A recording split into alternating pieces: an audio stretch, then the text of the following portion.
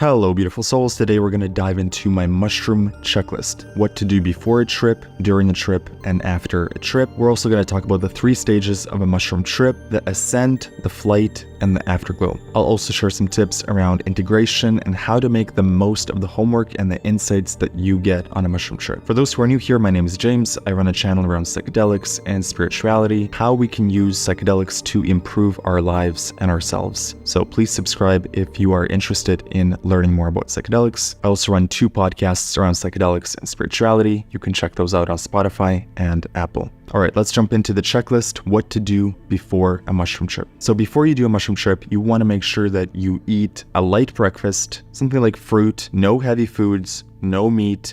Try to keep it plant-based and aim to fast a few hours before the trip. Get clear on your intention. Why are you doing this trip? Why now? What do you want to learn? Write down some of your intentions for the trip in a notebook. This will help solidify what you'd like to learn and work during the trip, and this will help those intentions come up in the trip naturally. Double check your environment. Is it safe? Are you comfortable? Will you be undisturbed for the next 6 to 8 hours? Is anyone else in your environment, and are they aware that you're doing a trip? This is super important. You do not want to trip in a house or an environment where other people don't know that you're tripping. Side note, a cluttered or messy environment can affect your trip, can affect your mindset, so if you need to do some tidying up, now is the perfect time to do it. Prepare music ahead of time. A 4 to 6 hour mix that you can leave in the background just playing and you don't have to touch the controls or change the music. That's ideal. I have some amazing playlists for you. If you go to jamesxander.com/playlist, you'll see a list of my top playlists that have been mushroom tested personally by me. Set your phone on silent or do not disturb. This is super important. You don't want to check your phone during the trip. You don't want any phone calls to come during the trip. Don't check your text messages. When you trip, you trip. Make sure you have water close by. During a trip, you might get dehydrated, and it helps to have water nearby. Get a notebook and a pen and keep it close by. You might not be able to write during the trip, but at the tail end of it, it's really helpful to have a notebook so you can jot down any insights or downloads that you received while they're still fresh in your mind. I often do solo trips, but for maximum safety, you'll want to either have a trip sitter or someone nearby who you can call during the trip if you need them. So get that arranged ahead of time. Make sure that that person knows when and where you are going to be tripping. You might not need them at all, but it's nice to have a friend who you can call during the trip, just in case things get dicey. Typically, I like to start my trips around 5 to 6 p.m. Typically no lights. I just leave the curtain open and whatever ambient light is coming from outside, that's what I trip with. Typically, I'm either sitting in bed or on a sofa. Sometimes I'll lie down if a trip is getting intense. Your mileage may vary, so feel free to do what makes you the most comfortable. This is your trip, and the more comfortable you are, the deeper you can go into your mind and truly let go. So make your environment as comfortable as possible and make yourself as comfortable as possible. If you're not sure how much mushrooms to take, start with 1 gram or even less. Set a timer for 1 hour. Within the first hour is the perfect time to redose. So you'll set a timer, 1 hour mark, you can check how you feel, and if you feel no effects, that's the perfect time to take another gram to up the dose. After the 1 hour mark, it's a little bit tricky because your body develops a tolerance to it. There's not much point in taking more shrooms 2 hours later. But within the first hour, it's the perfect time. So wait 1 hour, see how you feel, and then if you feel like you need more, that's the perfect time to redose. Okay, during the trip, now we're getting to the exciting part. Your main goal in the trip is to surrender to the experience and allow the mushrooms to work on you and through you. Go into the trip with intention, but no attachments or expectations. Anything could happen or nothing could happen. Your work is to surf the waves of energy that come up. I think of a mushroom trip almost like a 6-hour meditation. You surrender to what comes up, you surrender to the emotions, the memories, the feelings that come up, and you work with them. You're not trying to make anything happen during the trip. You are letting it happen. If you are seeking healing, you're not trying to make the healing happen. You let the mushrooms work on the healing with you. Your job is to be present, to listen, to pay attention, to surrender, and to process the images, emotions, and insights that come up. You're not forcing any specific results to happen. You're open to all possibilities, but you have no expectations. Simply enjoy the ride and let the mushrooms work through you. If a difficult emotion or memory comes up in the trip, do not resist. This is the key. Stay with the emotion, sit with it, surrender to it. Do not deny it, resist it, or turn away from it. Resistance is the main cause of a bad trip. Surrender is the cure. Watch my video on the power of surrender if you want to learn more about that. Now, there are typically 3 stages to a mushroom trip. Number 1, the ascent. This is the first 1 to 2 hours. This is where the trip begins and you acclimatize to the mushrooms. It's almost like hiking Mount Everest and the oxygen levels are getting low and your body is acclimatizing to that new environment. So you may feel strange or disoriented during this time. I like to use the metaphor of a hard drive being refragmented. So it's like the mushrooms are going inside your brain and they're rearranging all the furniture. And during this time, you may feel a little bit strange. My friend likes to call this the dark tunnel of a mushroom trip. I like to compare it to a flight taking off. Sometimes the ascent is smooth, sometimes it's a little bit bumpy. You work with what you get. Now, if you're going through a difficult time in your life or something heartbreaking has happened or some sort of trauma has happened, expect that to come up during this time. This is normal. This is the mushrooms looking at your entire energy field and picking out all the blocks that are in your energy, and you're going to get to work on them during the trip. So this is a good thing, but it may feel a little bit difficult, so don't resist, surrender to what's coming up, and work with the mushrooms. No matter what happens during the trip, don't panic, don't stress, sit back and surrender and allow whatever's coming up to flow through you. Don't allow yourself to be moved by any fears or any internal or external worries. Simply flow with the trip as if you're surfing the waves, and you're not fighting the waves, you're surfing them. Avoid prematurely labeling a trip bad because of a difficult moment. Sometimes people experience something really difficult in the first 1 or 2 hours and they go into a panic because they think the next 6 to 8 hours are going to be really difficult. That's not usually the case. A trip will often have peaks and valleys, and just because you're going through a valley right now doesn't mean you're going to stay there for the whole trip. So experience the valley, surrender to the valley, and know that there will be peaks. There will be highs and lows. Your job is to surf the waves as best you can and surrender to each moment. Stage number 2, the flight. This is usually 2 to 5 hours. This is the trip. So the takeoff is complete, now you're flying. This is the part of the trip where you may experience strong closed eye visuals, strong open eye visuals, insights and downloads about your life. You might feel like you're having a dialogue in your mind with the mushrooms. Music will sound exceptionally good. You'll be super sensitive to sound, frequency, vibration, and light. It is vitally important that you continue to surf the waves during this time. Continue to surrender to every moment that comes up. Do not get taken off course by a bad memory or a stray thought. Stay present with where the trip is taking you and surrender to where it takes you, even if you feel nervous. I talk more about this topic in my video, Lessons from a Deep Mushroom Trip. If you feel the urge to write down notes or insights from your trip, this is where the notebook comes in handy, but sometimes the trip is so intense that you're not going to be able to even pick up a pen. So in that case, try to remember those insights, and then at the tail end of the trip, that's where you can write it down. Avoid checking your phone. One errant text message from someone else can send your trip in a whole new direction. So you don't want to look at your phone, you don't want to open your phone, you don't want to do anything that allows external influences into your trip. Keep your focus in your own world, keep your focus inside the trip, minimize any external influences as much as possible. This is the part of the trip where you can also ask questions of the mushrooms. You can really have a dialogue with them. You can set intentions. You can ask them about your life. You can ask them to work on something with you. Use this time to really work on yourself and work on your life and your character. Stage number 3, the afterglow. Usually 1 to 3 hours. So you've gone up the mountain, you've reached the peak, and now you're coming down. This is where the trip becomes more gentle. You may still be sensitive to light and sound, but it's no longer as strong as the peak experience. Very important to still refrain from checking your phone during this time. Allow yourself to stay in the trip. You don't want to interrupt your trip prematurely and allow the outside world to influence you. Not quite yet. Stay with the trip, stay with what it's showing you, stay with the lessons and the insights that you're still downloading. The afterglow is the perfect time to reflect on what you learned and experienced and think about how you can integrate the lessons into your day-to-day life.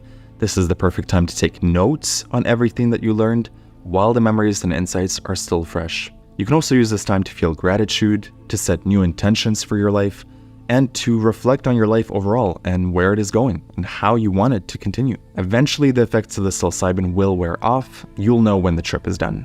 You'll probably feel a bit exhausted, a bit tired. If you started tripping in the afternoon, it'll be night, and so you'll probably be ready to head to bed.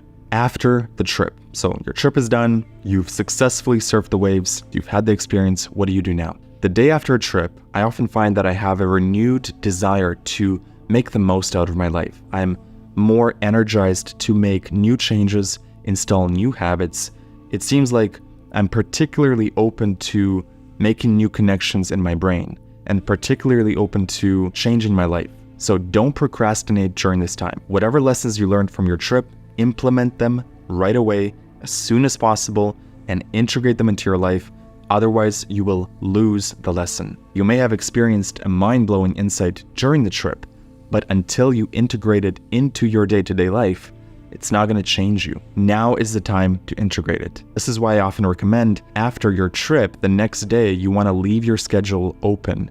You don't want to have a work meeting the next morning. Allow yourself the time to process and reflect on the trip. Now, this will look differently for different people, and it's very much dependent on the trip. Some trips are just trips. You won't necessarily have a ton of homework to implement. Other times you'll have pages and pages of notes and ideas on how you can improve yourself and improve your life. Be open to either possibility. Remember, no expectations. If you get specific lessons and homework, implement them. If not, enjoy the trip for what it is. There will always be another one. You may also want to make notes on how you can make your next trip even better. Make your own personal checklist. Is there something that you would have done differently with the environment? Is there something that you would prefer to do differently next time? This is your opportunity to make a checklist of your own of all the things you want to improve for the next trip. What would you do differently next time? Take note of this and use those notes for your next trip. Here are 7 spiritual keys that unlock the power, the beauty, and the magic of magic mushrooms. Number 1 is intention. Intention is perhaps the most important of the 7 keys. The intention that you bring to your trip is paramount. Your intentions can be specific or general. For general intentions, I recommend something like, I am a student of the universe. I've come here to learn. Show me what I most need to know. Tell me the next step on the path of my evolution. Tell me what I most need to focus on in life. These are great general intentions that will set the course of your trip to bring you answers and insights around your purpose, around your life, and bring you more clarity. You can also bring specific intentions. So if there's something that you really want to work on, whether it's a relationship with someone, a trauma that's unhealed, blocks around money or abundance, you can choose a specific area and meditate on that before the trip. Set the intention that you want to work on that, and you'll see the mushrooms will bring insights and clarity around that topic for you. Number 2 is awareness. Being as aware as you can be of everything that is going on in the trip, within your energy and within your consciousness. The more awareness and mindfulness you can bring to the trip, the more you're going to perceive and the more you're going to get out of it. What the mushrooms are super good at is bringing you to a new level of awareness around your life. It's like they take you outside of the box of your day-to-day reality, and you get to see your life from a zoomed out perspective. And in that zoomed out perspective, you get new levels of clarity and new levels of awareness on what you should be doing in life, what you should be focusing on, what you shouldn't be focusing on. So really taking time during the trip to tune into your gut, tune into your intuition, tune into your emotions, and understand, what are the mushrooms trying to show me about my life? What am I not seeing in my day-to-day reality that I could potentially see on the trip? This will really help you understand what's blocking you in life, where you need more movement, where you need to apply more energy, where you need to apply more focus, and what are the things that are maybe keeping you stuck. And then the best part is if you can bring that higher level of awareness to your day-to-day reality. So whatever clarity you get during the trip, if you can maintain that clarity and act from that new state when you come back down to earth, that'll really help you integrate the mushroom trip. Number 3 is surrender. This is so crucial. On a deep trip, you might experience a lot of difficulty, a lot of grieving, sadness might come up, regret. Sitting with those emotions and understanding them and giving love to them and feeling compassion for yourself, for others, for anything that comes up during the trip. There is a level of surrender that is required, a level of trust, and a level of letting go, really letting the trip take you where it wants to, even when you feel uncomfortable, even when you feel like it's too much, trusting that everything is working out for your divine good and surrendering to what the mushrooms want to show you. It's in the most difficult moments of the trip, the moments of grief or the moments of anger or the moments of darkness, that you really need to tap into your heart, tap into your faith, tap into your trust, and allow yourself to surrender to what's coming up. Feel it, see it, don't look away from it. This is the time to really bring that awareness and the intentionality of your trip, and then surrender to the flow of what the mushrooms are trying to show you. Number 4 is gratitude. On every single trip, one of the common themes is to be grateful for every single thing that is happening in my life, the good and the bad, the light and the shadow. I am constantly reminded of all the things in my life that are such blessings and such gifts that I've not been grateful for. And so the mushrooms always fill me with a sense of beauty, a sense of gratitude, a sense of love. And I invite you to tap into that frequency of gratitude during the trip. Look for the beauty and the blessings in the trip, in your life, both in the painful and the beautiful moments. If you can tap into that sweetness of gratitude, that's really going to make your trip that much more flowing, that much more smooth. And with gratitude, you're going to add a sweetness to the trip that is really going to be beautiful. Number 5 is love. Love for others, love for yourself, love for all the beautiful relationships in your life. This is such a common theme for me in my trip, is tapping into that love and all the people in my life that have helped me, all the beautiful souls that have come into my life. And also love for myself, compassion for myself, love for my flaws, love for my triumphs, love for my failures, tapping into love.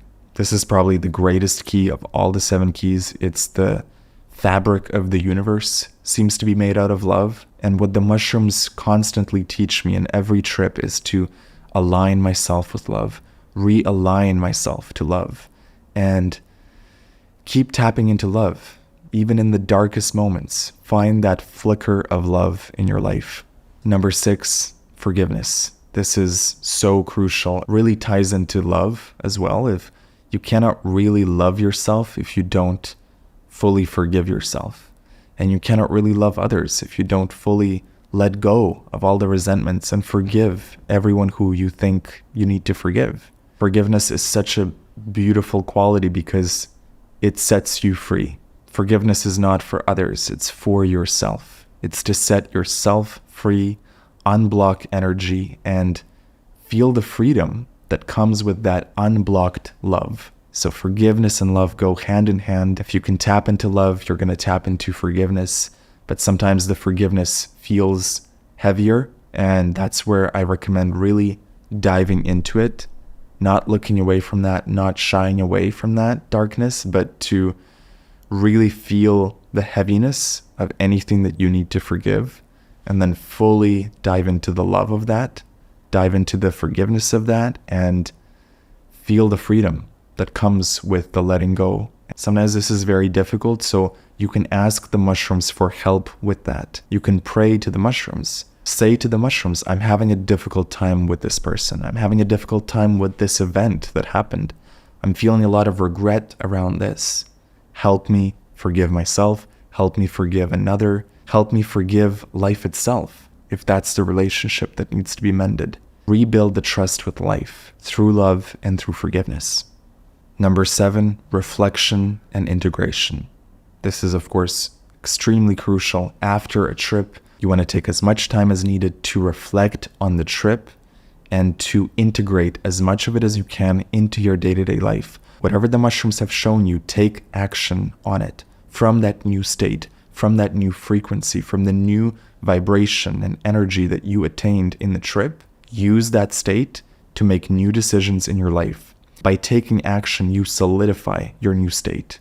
So integration is about reflecting on the trip, reflecting on the lessons you learned, and then also taking new actions, new decisions that align with your higher self, that align with your most in love state, that align with your state of forgiveness, that align with your intentionality. Right after a trip, what I recommend is taking as much notes as you can on what you learned and what you discovered about yourself, and then make a list of actions, a list of ideas, a list of things you can start doing that will move you closer in the direction of your higher self, your highest, truest, most authentic version, the version of yourself that you connected with in the trip, your purest, most in love self. If any actions or ideas came through on the trip, write it down and take action as soon as possible while that state is fresh, and this will solidify the energy of that new state in your life. So I hope this helped you with your trips. Thank you for listening. Thank you for watching. And if you need one-on-one guidance or support with your trips, with your psychedelic journeys, feel free to reach out to me at jamesxander.com. You can also subscribe to my newsletter at jamesxander.com. That's where I have some free resources for you. I also recommend checking out my mushroom trip checklist. It's a guide on what to do before, during, and after a trip. You can check that out by visiting mushroomchecklist.com.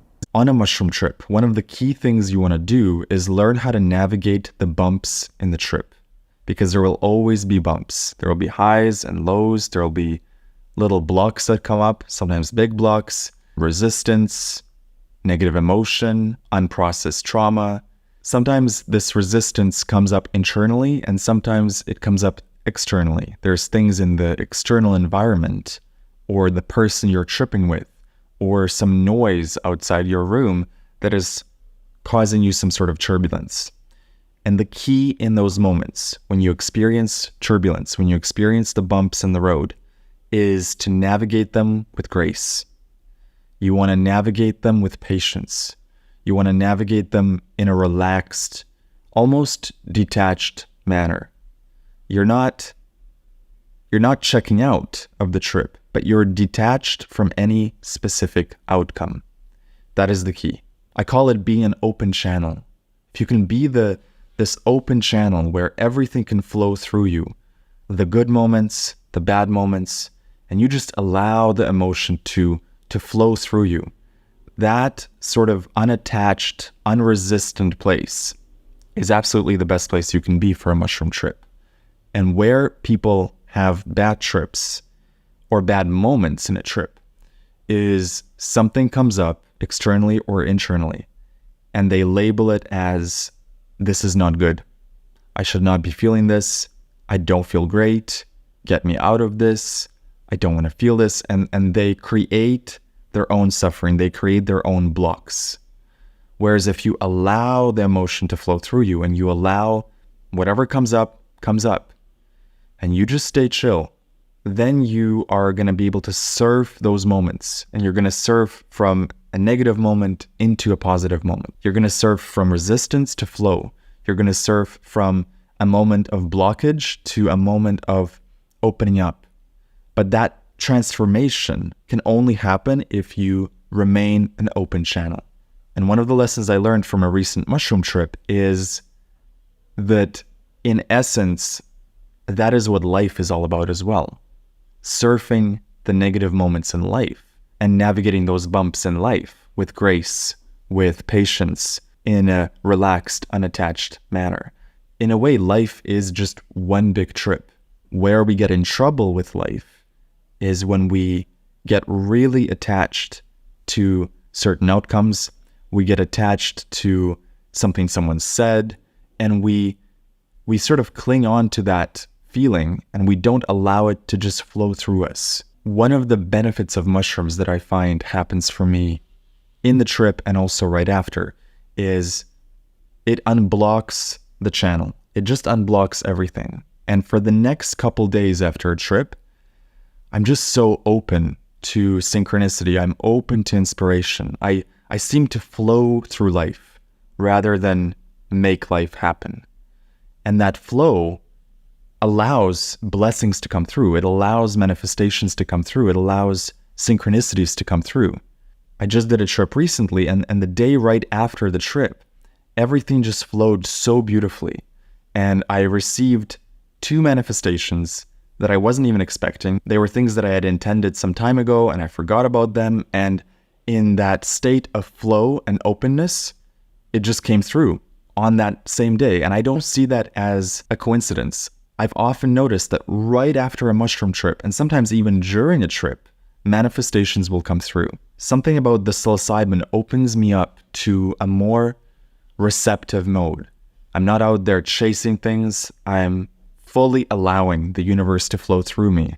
It's almost like a door has been opened, and the universe can now deliver the blessings that I myself have been blocking from receiving them. And so I'm making this video to remind you to be an open channel. As much as possible, be open to all possibilities. Be open to invitations. Be open to things coming into your life that are magical, surprising, delightful, but that you did not schedule in your calendar. You will notice in that state of flow, magic starts to happen. But it takes a certain amount of unblocking. And I find the mushrooms do that for me really well. And the days right after, the weeks right after, they flow. They flow in a way that I can't even put it into words. It's magic. It's magic. And what I think it is, it's the receptive state that the mushrooms put me in. So as much as possible, try to be an open channel. Be open to the unexpected. Be open to the universe working through you. And when you see an invitation or you see an opportunity and you see a divine synchronicity, follow it. Follow the breadcrumbs, and it will lead you into something better than you could have expected. Imagine that the universe is working through you and it's trying to deliver to you exactly what you are asking for. But you must be open to the invitations, to the possibilities, to the unexpected, rather than being so in control of every little thing that you actually don't allow space and room for the universe to come through and deliver to you exactly what you want. And I find that the mushrooms for me have really taught me that. They've taught me to unblock the resistance, unblock the attachment to certain outcomes, and allow myself to be in that receptive mode. And the other thing that I recommend is to see life as one big trip. See each day as a trip. So when you're tripping on mushrooms, you often take, if you're doing it intentionally, you often take great care to make sure your environment is good, your mood is good, you don't allow yourself to be swayed by other things and people. You try to keep yourself as much in the center as possible because you want to have a good trip. You can actually apply the same logic to life. Stay in your center in life. Life is full of bumps and potholes, and it's okay. It's part of life. You're not necessarily going to have this linear journey from A to B. You're going to be bumped off course. And the key in those moments is to get back on course as quickly and as peacefully as possible. So when someone bumps you off your track, maybe they say something that triggers you, or someone does something to you, or you get a moment of frustration. The key is to be an open channel, allow the frustration to move through you and out of you, and quickly recenter yourself and get back on track. When you have a moment of frustration in life, you hit a bump on the road of life, you always have one of two choices. You can get entangled in it and feel super emotional about it and dramatic about it and start blaming yourself, blaming others, really like stirring the pot of those negative emotions. Or you can hit a bump, feel the impact of it, and keep going. It's like when you're driving on the road and you hit a pothole, do you stop the car and get out and scream at the pothole? Or do you just keep driving? And why do you keep driving? Because you have somewhere to go. You're not going to get distracted by one little bump on the road. You have things to do, you have places to go, and you're very intentional. And there's a flow of traffic as well. So you're not going to just stop your car in the middle of a highway. And I encourage you to think of life the same way, that as you're navigating life, you are inevitably going to hit potholes. You're going to hit bumps on the road. You're going to, someone's going to cut you off in traffic, metaphorically speaking. And you have a choice there to get angry, allow the person or the event or the circumstances to move you out of your center, or stay on track, stay on center. Accept the bump on the road with amusement, with laughter. Okay, so I got bumped, I got hit a little bit, I got punched a little bit. We're going to keep going. We're going to keep going. We're going to keep surfing the waves. Even if the waves get a little bit rough, we're going to keep surfing. That attitude is so helpful in navigating life. You're going to have way more fun in life and way more flow and way more ease if you just allow the bumps to be what they are, but no more. Allow the bumps to be what they are, but no more. Don't make a story of them. Don't stop the car and get out and scream at them. Don't allow yourself to be so perturbed by them. It's just a little bit of turbulence, In each day, as you experience turbulence or you experience something happening the way you prefer it not to have gone, just allow yourself a more relaxed attitude about it and say, okay, cool. That was bumpy. We're going to keep going. We're going to keep surfing the wave. That state of receptiveness, that state of openness, you're going to notice that life becomes very flowy and very enjoyable, as opposed to trying to control life, trying to control every single thing that happens. You're going to discover that there is a flow to life, and you can tap into that. You can get on the vibe. You can get on the wave and start surfing it. So I hope this helps someone. I'll probably make more videos about this because I feel like it's a very important and nuanced topic of how do you surf the waves of intention? How do you surf the waves while experiencing turbulence? So if you enjoyed this video, let me know in the comments. Let me know what your experience has been with navigating the bumps in life. And how do you stay centered? How do you stay grounded? And do you also notice a similarity between the way you navigate a trip, a psychedelic trip, and the way you navigate life? How you deal with turbulence on psychedelics versus how you deal with turbulence in life? Could it be that the way you stay grounded in a trip is the same way that you can stay grounded in life? Hello, beautiful soul. Today I want to share with you my top tips for how to have a great mushroom trip or any psychedelic trip. This could also apply for acid. Some of this advice could apply to ayahuasca, but primarily I'm going to be focusing on mushrooms. I feel like mushrooms are the safest and friendliest plant medicines to start with. And I hope that this advice helps you to have the most positive experience possible. I've done dozens of mushroom trips. I've lost count of how many. And I've learned a lot of things. I've learned what can go sideways. I've learned what can happen during a bad trip, why bad trips happen. And I've learned certain rules and certain guidelines that I follow every trip. And it basically ensures that I never have any bad trips. I might have challenging moments in the trip, but pretty much every single one of my mushroom trips has been a very positive experience for me. And I attribute it to some of these guidelines. I'm also going to give you advice that if you do feel like you're having a bad trip, how you can actually get out of that without having to wait for the trip to end. There are certain things you can do within the trip that will help you shift from a very negative state to a neutral state or a more positive state. So let's jump into my top best practices for doing mushroom trips.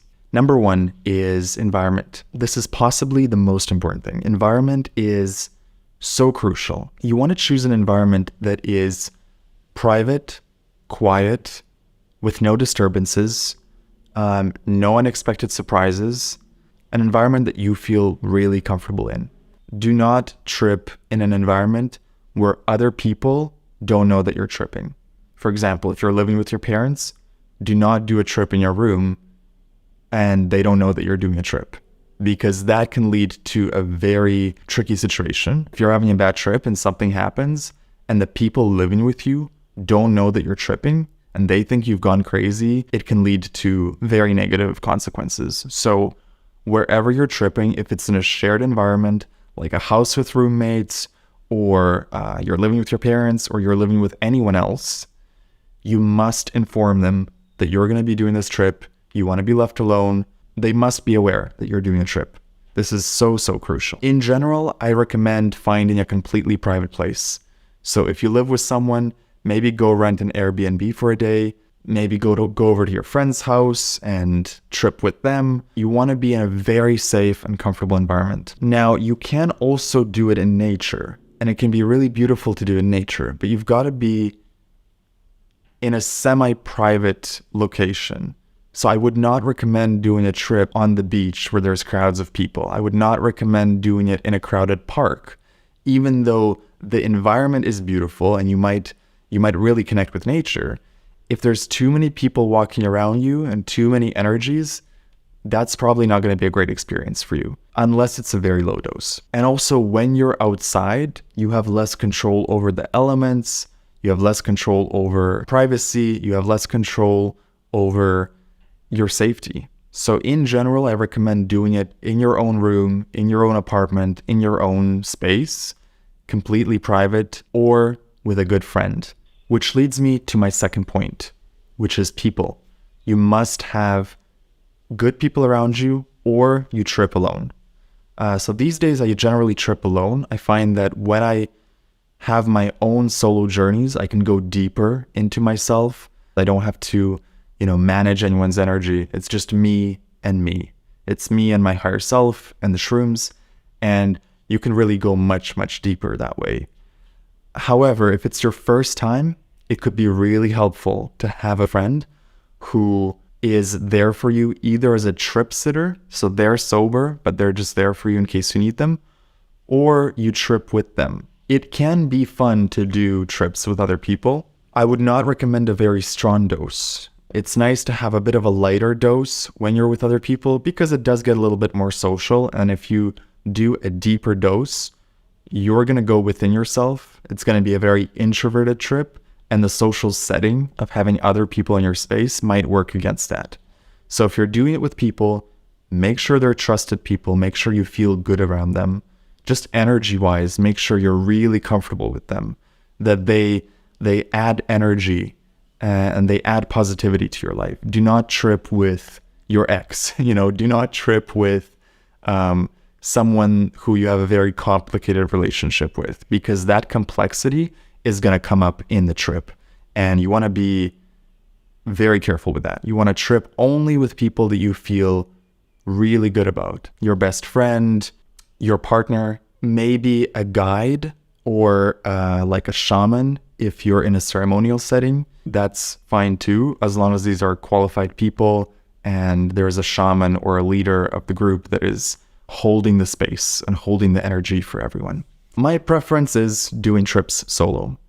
For a first timer, you might want to have a trip sitter. If you're tripping with people, they're good people, you feel good around them. Otherwise, it's better to trip alone. I'm often surprised by how many people I talk to who have never done solo trips. They've tripped with their partner, they've tripped with their friends, but they're a little bit nervous to do it alone. And I would say if you've done a couple trips already and you know what mushrooms are about, you've played in that realm, you've played in that space, I really recommend trying a solo trip.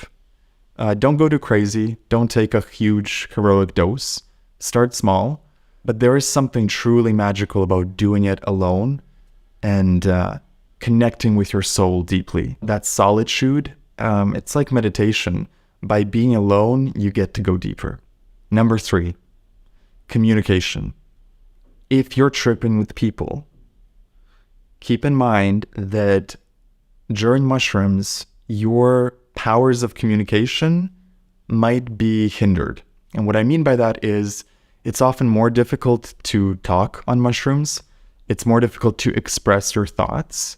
And so you want to communicate all the rules and guidelines with whoever you're tripping before you start the mushroom trip. So you got to discuss things like if someone needs space to be alone, where do they go? If there's some sort of emergency, what's going to happen? You want to discuss all of these variables and details before you trip, when your mind is clear, when you're sober, because once you start tripping, you just might not even be able to express in words what's going on because you're so caught up in the visuals and you're so caught up in what's happening. So communication is key. Now, if you're tripping alone, that's not as much of an issue. What I would say about that is keep your phone on do not disturb if you're tripping solo. Don't look at text messages. Do not text people during the trip. Do not reply to emails during the trip. Don't FaceTime people during the trip. When you're tripping, you're tripping. It's you and the mushrooms, and it's your own space. After the trip is done, that's when you can send all the texts you want and catch up with people and do video calls. But I really strongly recommend not doing video calls, not doing phone calls, and not texting anyone during the trip, unless you're going through an emergency and you really need help. But in general, you want to keep your phone face down, do not disturb, airplane mode if you can, and don't even look at it, don't look at notifications, because one notification, one text that sounds iffy might send your trip in a whole new direction. You know, think of texts and notifications as thought waves. So if you're tripping and someone sends you a negative text and you happen to read it in the middle of your trip, that's going to go into your energetic space and you're going to be affected by that. And if you're not experienced with how to navigate those thought waves, it might be a rough ride. So in general, I very much recommend not communicating with anyone during the hours of your trip. Now, if you're with your friends and you're tripping with your friends, that's different. You're probably going to be social. You're probably going to chat a bit. What I've noticed when I trip with friends is that the first half of the trip is usually more introverted. It's like everyone is quiet, everyone is going within their own mind, and they're having their own experience. And the last half of the trip is where things become a little more lively, a little more social. You're coming out of the peak of the trip. You're sort of gliding. You found your wings, and now you want to chat a little bit.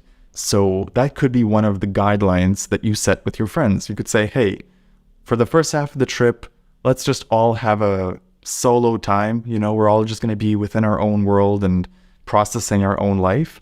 And then the second half of the trip, we can be a little more chatty. Nothing is more annoying than if someone wants to chat with you and all you want to be is in your own space. So you got to talk about that beforehand, what you're going to do if that situation arises. And if you're tripping in a group, you want to have another space, like another room that you can go to if you want to be alone. Okay, number 4, dosage. What is the amount of shrooms that you should take? Well, this really depends on the individual because based on your body weight and based on your digestion and how you take to the plants, it's so different. I have a friend who takes 1 gram of shrooms and he's gone. That's all he needs. He curls up on the couch and he goes to visit Mother. You know, that's how he calls her. And he's chatting with Mother for 5 hours and then he comes out of it. I have another friend who can take 7 grams of shrooms, and that for him is the dose that he needs to go deep enough. In general, I would say if you're a beginner, you probably want to take 1 gram of dry shrooms. This will give you a proper trip.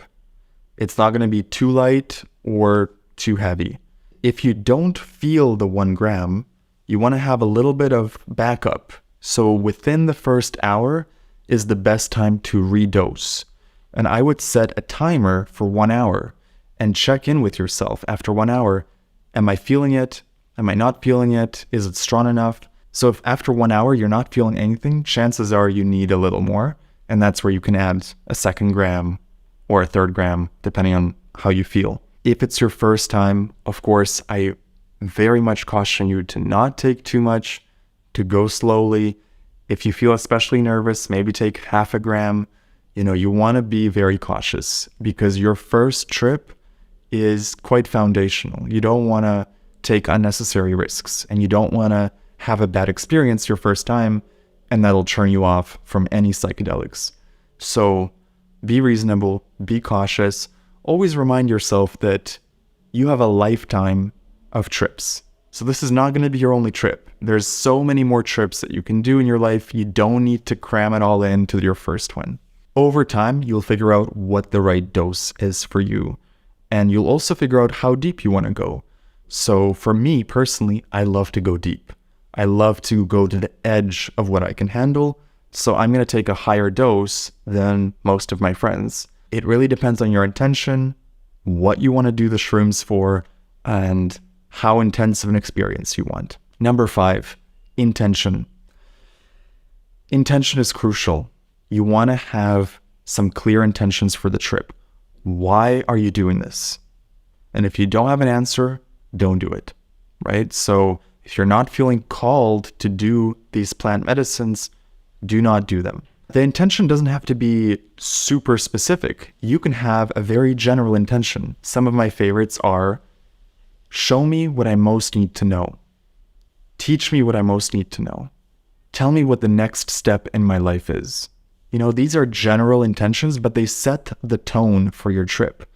And so before you eat the shrooms, before you start your trip, that's where you sit down for a few minutes and you close your eyes, and it's almost like a meditation. You speak to the universe, either out loud or inside your mind, and you tell it what you want to get out of this trip. Do you want to learn something about yourself? Do you need ideas around something? Do you want help around a relationship? Do you want to resolve a certain trauma? Do you want to just have fun? Do you want to have a gentle trip? Do you want to have an intense trip? You can actually ask the shrooms very specifically what you would like. I've noticed that the shrooms are very receptive to intention. So they will give you what you most need, but very likely they'll also answer some of your questions. So if you have burning questions about your life, bring them to the trip. Set that intention. Before you start the trip, ask the shrooms, hey, this is what I want to work on during this trip.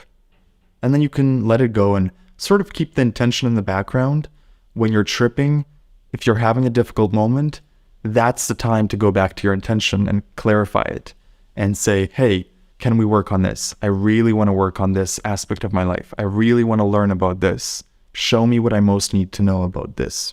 You can also set new intentions in the middle of your trip. So for example, if you're having a really difficult moment in your mushroom trip, you can ask the mushrooms to be gentler. You can say, hey, go easy on me. Can we please go a little more gentle? The mushrooms do tend to respond to those intentions, and you may find that the trip becomes more gentle if you ask for it. Number 6, music.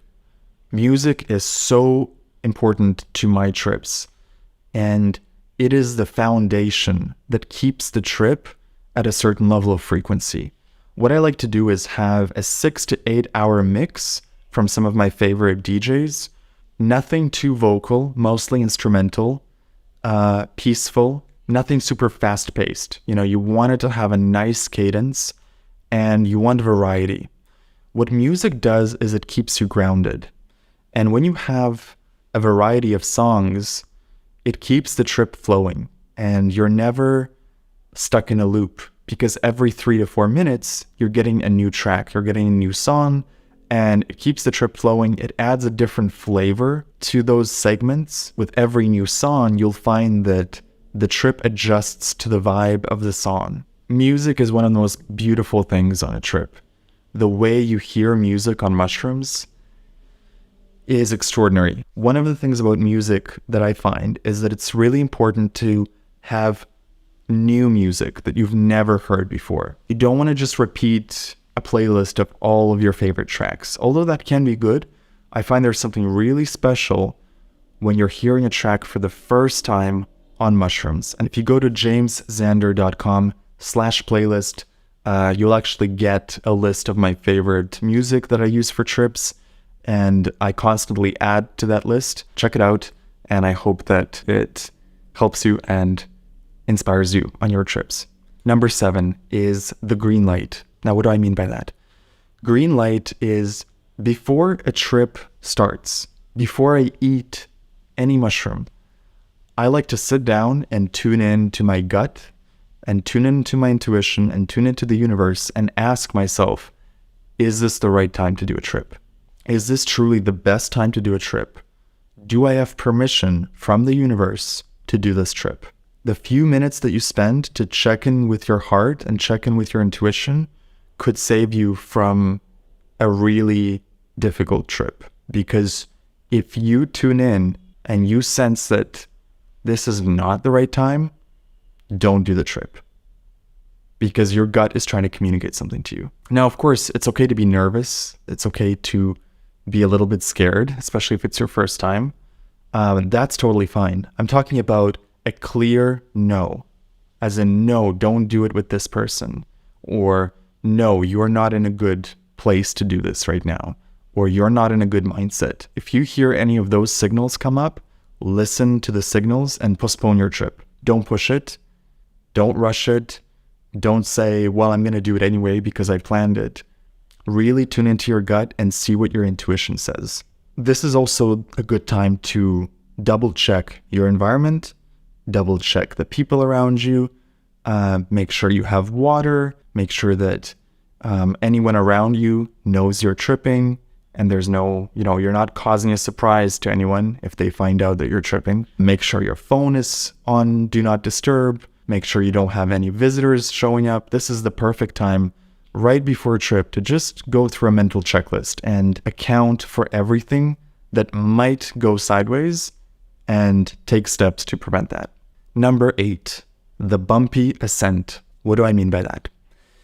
I find that the first 1 to 2 hours of a trip can be a little bit bumpy, depending on how much you're dealing with in life and how much negativity you've been through and how much stress you're going through. The first 2 hours, you're usually working through some heavy stuff. You might experience a bit of turbulence. Why does that happen? I think it happens because the first 2 hours, you're dealing with your own bullshit. You're dealing with everything that is coming up for you in life. So if you've just had an argument with someone, that's probably going to come up in the trip. If you're having stress at work, that's going to come up in the trip. If you're experiencing any sort of negativity or blocks or resistance, the first 2 to 3 hours is where that work is going to happen. Now, this is a good thing. The mushrooms are helping you work through the emotion and work through the blocks to unravel them and help you out in life. But it can be uncomfortable, and it can be a little bit difficult, and it can be a little bit bumpy. So if it's your first time doing shrooms, be aware that the first hour to 2 hours might be a little bit rough, and to not freak out. So if you're feeling confused or a lot of emotion is coming up and you feel a lot of turbulence, just accept it, breathe in, breathe out, stay calm, because it will pass. I find that once you get past that stage and you've gone through the turbulence, you find your wings, and that's where you're gliding, that's where you're soaring, that's where you feel like the insights and the downloads and the love and the joy, all the really positive emotions coursing through your body. But you gotta work through the challenges to get to that point. So bumpy ascent, then you find your wings, and then you're soaring. If you keep that in mind, you're gonna be fine. What do you do in those difficult moments when it is bumpy? I think the number one thing is to not resist it. So whatever's coming up, whether it's something in your mind or something in your environment has changed, or maybe you're just feeling unwell, try to accept it. Remind yourself that this trip is only 6 to 8 hours. You're going to be fine. It's not forever. None of these feelings are going to be, permanent. So remind yourself that you're going to be okay and that you're tripping and that this is a temporary experience. And breathe in, breathe through it. I find that breathing is really important. If you can just take deeper breaths and calm yourself. And Also, get curious. Get curious about the resistance that's coming up. So if you feel a lot of negative emotion or turbulence, maybe you're feeling uncomfortable, instead of resisting it, get curious. Why am I feeling negative about this? Have a dialogue with the mushrooms. Ask them to help you. Ask them to work with you on the blocks that are coming up. There have been times where I've had really difficult moments on trips, and I didn't know for sure how I would get out of them. Like, the emotion was so intense and the resistance in the blocks was so strong that I didn't know how I would move through it. But inevitably, you will be guided through it. And every time I've been guided through it, every time you break through those blocks, I have never finished a mushroom trip without having learned something or without having had a breakthrough of some sort. So there's not been a single time where that negative emotion that I feel in the beginning or a challenging moment, that it just lasts for 6 hours and then I have not resolved it. For me personally, I have always gotten the wisdom and the insights about what I need to do about it. If you resist the mushrooms and you resist what they're showing you and you resist what they're trying to tell you, you're going to have a rough time. So above all, accept what's coming up, learn from it, get curious about it. Don't struggle with it, Don't struggle with the mushrooms and don't struggle with the thoughts that come up. Work with them, dance with them, and remind yourself that you're going to be okay. And you will see, if you stick with the mushrooms and you work with them, you will experience a transformation. I don't know what it's going to look like for you personally, but you will experience some growth and some insights that will help you in life, and they will illuminate the path forward. So I had an amazing mushroom trip last night, and so many lessons, so many downloads came up. And one of the main lessons was the power of surrender. So I thought I'd share with you some of the things I learned. I think so many of our problems in life is due to us trying to control the outcome, trying to control the way things happen, how they happen, the timeline that they happen in, and not surrendering enough to life, not surrendering to the trust and the faith that things will work out for your highest good. If you think about manifestation, and the best manifestations that have happened in your life probably came about as a result of surrender. You set forth the intention, but then the way it came around and the timing of it was so synchronistic and so divine and so better than you could have expected, that there's no amount of control that you could have done to engineer it to happen that way. It had to come from life itself. And I think that lesson applies not only to manifestation, but in general, in everything. That where we get the most stuck in life might be when we are trying to control too many variables. We've lost sight of the importance of surrender. And so what does that mean? What does surrendering mean? I really explored this on the mushroom trip yesterday. Surrendering means trusting the universe, trusting God, trusting yourself, trusting reality itself, that everything is going to work out. Yes, take action. Yes, take inspired action. Make intentions. Set goals. Be intentional about your life. But at the end of the day, the way that it unfolds, there's a part of you that has to surrender for your manifestation to come through, for your dreams and desires to appear. Because if you are still in that control mindset, you're actually blocking the very thing you want from coming to you. You're not receiving it. And I have to say, when I read these words in other books, like there's books that talk about how you have to receive abundance, you have to surrender, all of that didn't resonate with me at the time because I didn't get it on a visceral level. And somehow the mushroom trip yesterday really opened things up and really unblocked that for me. and I understood finally what surrender means. It's that feeling of divine flow and divine inspiration that you just know things are going to work out all right. And they do. You don't have to try to make things happen. You intend, you set out the intention, and you act on impulse. You're guided to everything that you want. This reminds me of when I did ayahuasca. And the first 2 months after my ayahuasca journeys were some of the most in the flow states of my life. There was a healthy level of detachment that I felt from reality, and there was a sense of pure trust in the universe. And that combination of the trust in the universe and the detachment, what today I would call surrender.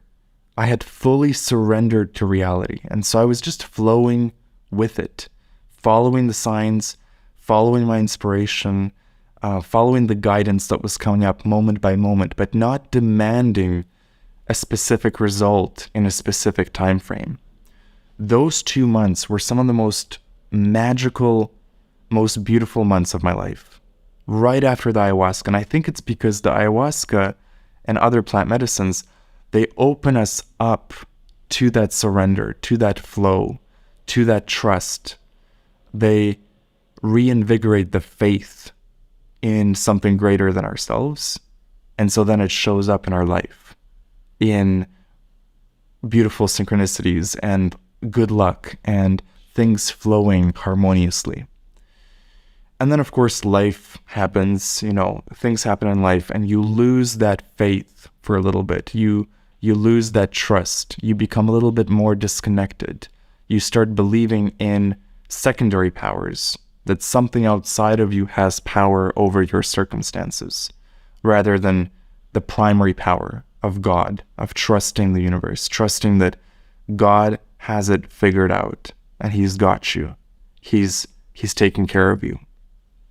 And so when we become disconnected from that, as it happened with me, after 2 months, certain things came up in my life, and I lost that magic state for a while because I gave in to the 3D. I started believing more in the power of the 3D than the power of the 5D, the power of God, the power of magic, the power of things working out exactly how they should work out. And now, looking back at it, I understand that that was surrender. That the magic I felt in those 2 months, it was that pureness of surrender, of total trust in the universe. Total trust that you're going to figure it out. You're taken care of. Things are working out for you. Despite the appearances, despite what the 3D might be showing you, things are working out. And there's a certain level of conviction that needs to be there. You have to believe and truly believe that things are working out for you. Otherwise, it won't really work. You can't fool the universe. You either feel it or you don't.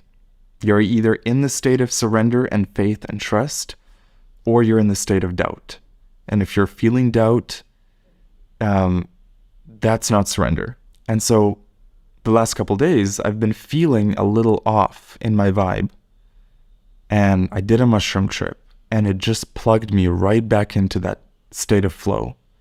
Plugged me right back into that faith and that trust and the surrender piece of it. And I actually set the intention right before I did the mushrooms. I set the intention of, I want this trip to remind me of who I am, re-nourish my faith, re-nourish my vision, reinvigorate that trust and that faith that I know I have had multiple times in my life, but that I've become a little disconnected with. And the mushrooms delivered. They so delivered. This is the power of intention, right? When you set intentions right before your trip, you're going to find that they come true. Exactly what you asked for shows up. Man, it was such a magical trip, and there were so many lessons that I'll share in further videos. But that key lesson of surrender to life, even when things are going wrong or they seem to be going wrong. Remind yourself that this is an illusion, that the real you is perfectly safe, and that you're trying to control things isn't helping at this point. You've got to let go of the steering wheel just a little bit. How do we surrender? If you're feeling doubt in yourself, in reality, in your vision, in your purpose, you've lost faith, you've become disconnected, how do you reclaim that? How do you find that magical state again? I think surrender is the first step. Is, first of all, stop doing anything that is not inspiring to you. And just chill for a second. Just chill. You don't have to chill forever. I know we all have obligations. We have things we need to do and things that we've promised to do and all that. But as much as possible, if you're going through a tough time and nothing's working, things are going sideways, your vibe is off, just chill. Do nothing. Meditate. Go to nature. Go for a walk. And allow yourself at least 1 hour a day of pure surrender. No expectations, no needing to control the outcome of anything. Just go for a walk for the sake of going for a walk. Lie down in your bed and meditate without any expectation, just for the sake of experiencing non-attachment, and feel yourself surrendering to life. It's a little bit like sleeping. When you go to sleep at night, in order for you to fall asleep, you have to surrender. You cannot control yourself falling asleep. And if you're too agitated and too wound up and overthinking, you're going to have a restless night. You're not going to fall asleep. And if you're trying to fall asleep, it's not happening, right? But if you just let go and you surrender, that's when you fall asleep. That's when the flow takes you. And I encourage you to think of the same way in waking life.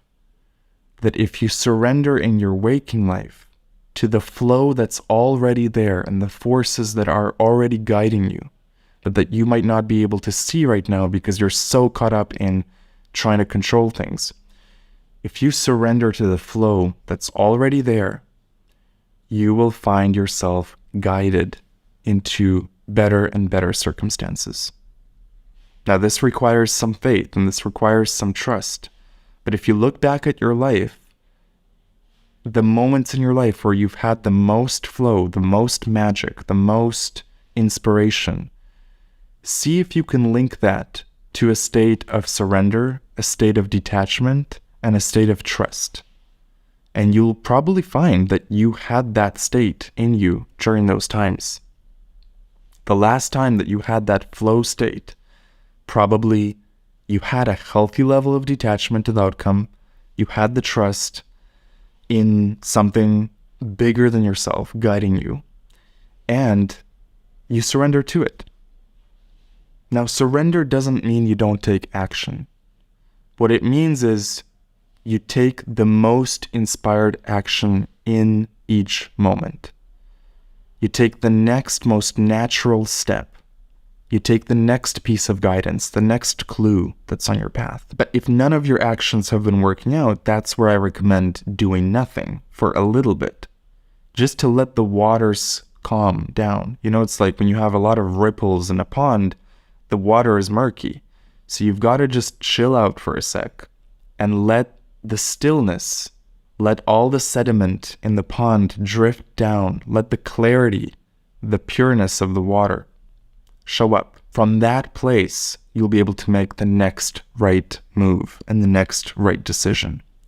But for that, you need to surrender. You need to surrender and trust. Now, this, admittedly, is easier said than done if you're in a pretty bad state. This is where mushrooms might help. This is where psychedelics might help, because they can unblock that aspect of you that is blocking the abundance, blocking the blessings, blocking the synchronicities, and not seeing the bigger picture of your life. Sometimes we get so caught up in the details and the way we think things should be, we forget that there is a whole world of miracles out there and a whole world of opportunity. And allow the universe to surprise and delight you. Allow surprises to exist in your universe. Because when you control things too much, what you're essentially communicating to the universe, the simulator, the hologram, what you're communicating is, I don't trust you enough to bring me my desires. So I'm just going to do everything myself. I'm going to control every aspect of this because I don't trust you to deliver. Have you ever seen that with someone you work with, where they give you a job to do, or you give them a job to do, but you don't trust them to do the job right? So you're micromanaging them and you're controlling them, and they're not actually able to bring the best of themselves to the work because they feel like all the creativity has been sucked out of the project. So in the same way, don't suck out the creativity of the universe. Leave a gap for the universe to step in and work its magic.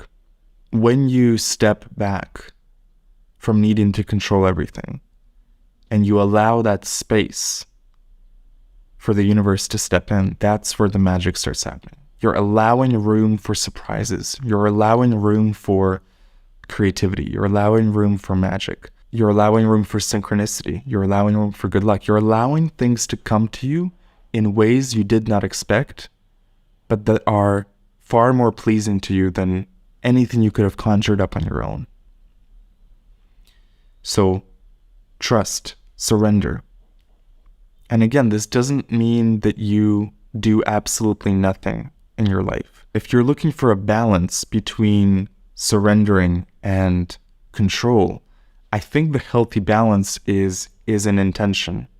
So you control your mind. You control your intentions. You're very deliberate about what you think and what you intend. And you make your intentions very clear to the universe. And you take inspired action when it shows up. When you get the ping, the calling to do something, you do it right away. That's your part. You control your intentions and you follow the guidance that comes up. The surrender part is you leave room for the universe to step in and work through you, to give you that guidance, to give you those clues, to give you the synchronicities. So that is the balance I think that we're all seeking. So it's not controlling the 3D and keeping your hands on the steering wheel so tightly that the car of your life actually isn't able to drive that smooth because you're so anxious and you're holding onto the steering wheel so tightly. So relax your grip a little bit. You still got your hands on the steering wheel. You still know where you're going. You got your intentions. But you're allowing the sights and the landscapes around you to inspire you. You're taking the detour. You're taking the detour through the mountains. Allow yourself to enjoy that rather than trying to figure out this ultra straight line from A to B and not considering that there might be an even better way, an even better route to your goals and to your dreams and to your desires.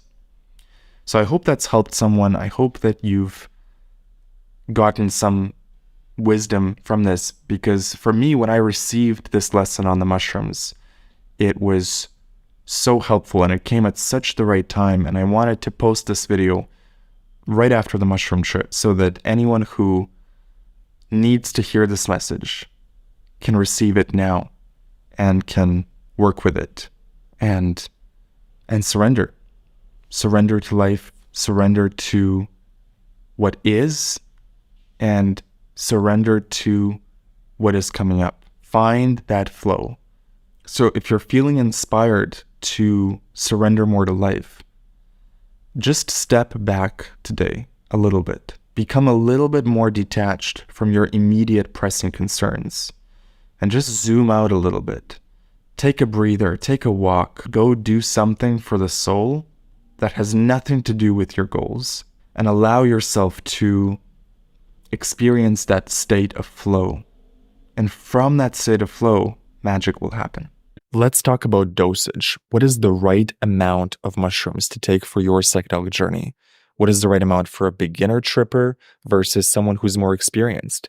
And does dosage actually matter? My name is James. On this channel, I share my best advice around psychedelics, as well as all the spiritual lessons that I've been learning from mushrooms, DMT, ayahuasca, and life. Stay tuned till the end of this video to receive my free mushroom trip checklist, a guide on what to do before, during, and after your psychedelic trip. So let's dive into dosage. Dosage is an interesting topic in the psychedelic community. I've heard from a few psychedelic facilitators who say that dosage doesn't really matter, that no matter how little or how much mushrooms they take, the mushrooms will give them the trip that they need. And I have to say, I disagree. In my personal experience, dosage matters a lot. I have done close to 100 mushroom trips at this point, if not more. I've kind of lost count. And I can say with confidence that the amount you take absolutely makes a difference. It's a night and day difference between a 1 gram trip, a 3 gram trip, a 5 gram trip, or something beyond that. Now, the difficulty with dosage is that everyone's sensitivity is different. So 1 gram of psilocybin for me might be different than 1 gram for you. Further adding to that complexity, the different strains of mushrooms also have different potencies. 1 gram of blue meanies is going to give you a different strength, a different potency of a trip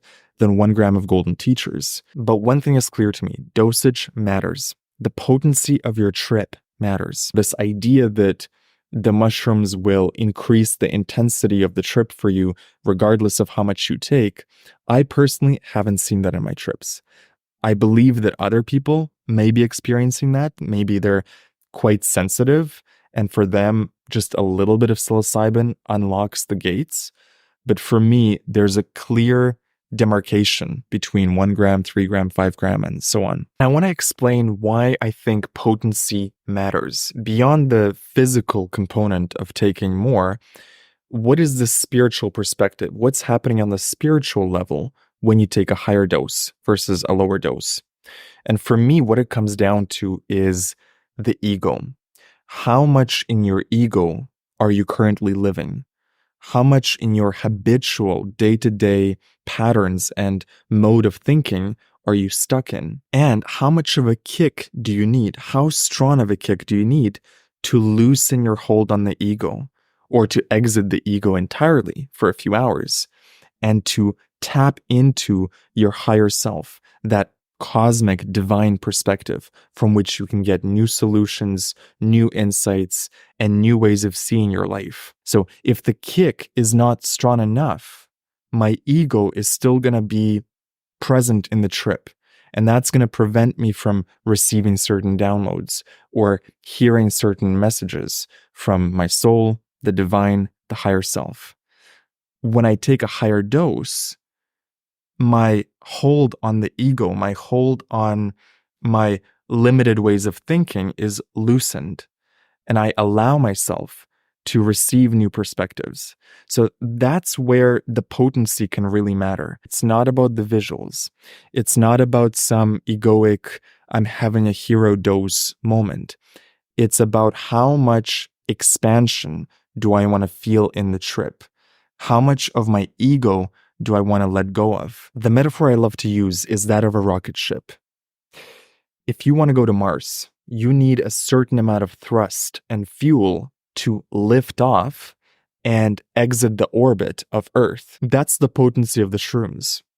If you're having a high dose, high potency trip, what you're doing is you're giving yourself enough liftoff to exit orbit and go further into the realms of the soul. If you don't have enough liftoff, you're still going to fly, but you're going to fly a bit closer to Earth.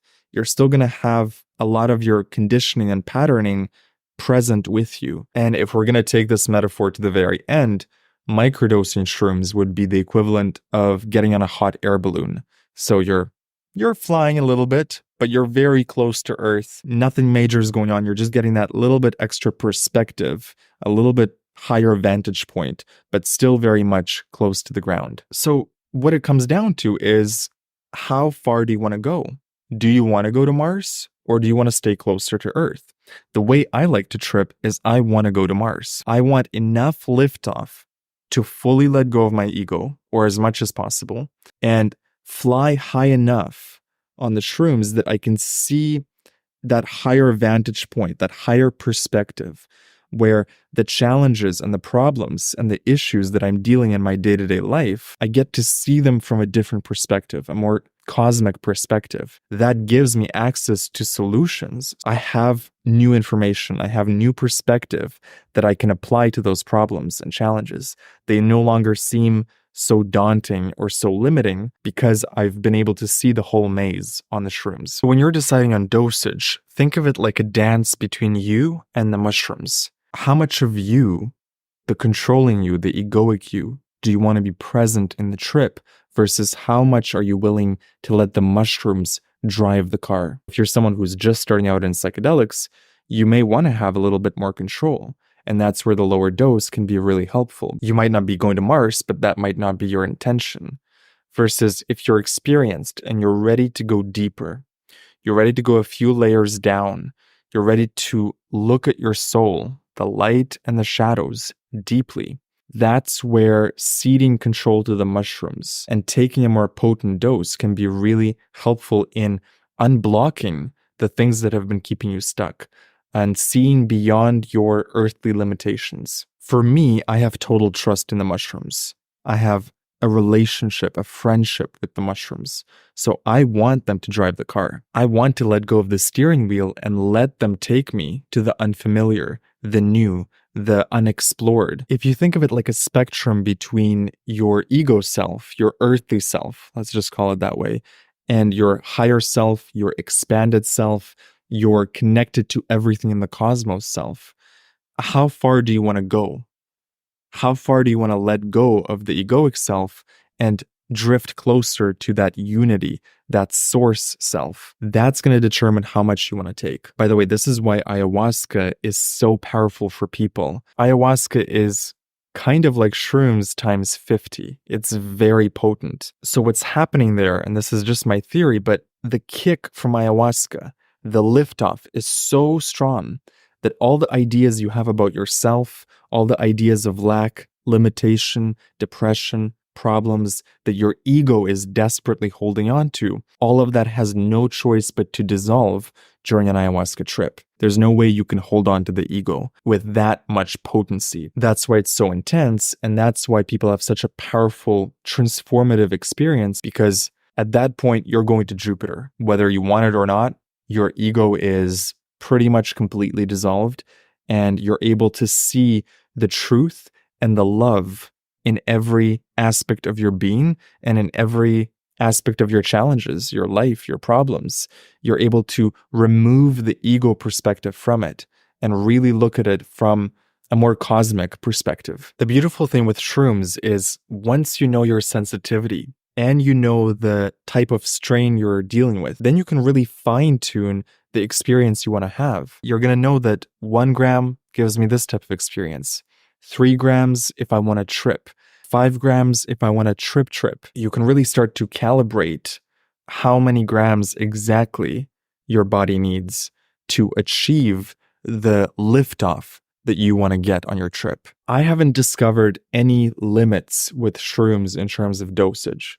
So I think if someone really wants to go deep and they're prepared and they have a trip sitter, there's no limit to how deep you can go. I think you can really get to DMT-like states and ayahuasca-like states just from shrooms, but it's going to have to be a very high dose. And of course, I caution anyone attempting that to be very prepared and to have experience under your belt and have a trip sitter, have a facilitator.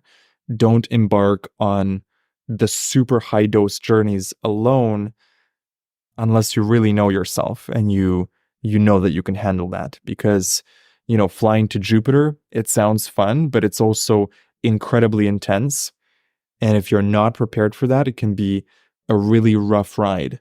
So make sure you have some experience. If you're ever feeling unsure about the dosage, start with a lower dose. You can always up your dose within the first hour. So if you take 1 gram and you set a stopwatch and 60 minutes goes by and you go, not really feeling it, that's the perfect time to take 1 more gram or 2 more grams, whatever you think is appropriate for you. Within the first hour, you can redose and increase the potency of the trip. After the first hour, from my experience, your tolerance already builds up. So it's going to extend your trip, but it's not going to make it any more potent. So you want to be cautious. You want to really build up your experience step by step, gram by gram. For beginners, I always recommend start with 1 gram. It's very unlikely that anything bad will happen at 1 gram. And you'll quickly realize if you're sensitive enough to 1 gram or if you need a higher dose. There's no rush. Remember that you have a lifetime's worth of trips in your future. So there's no need to do a heroic dose tomorrow night because you will never get a chance to do it again. Of course you will.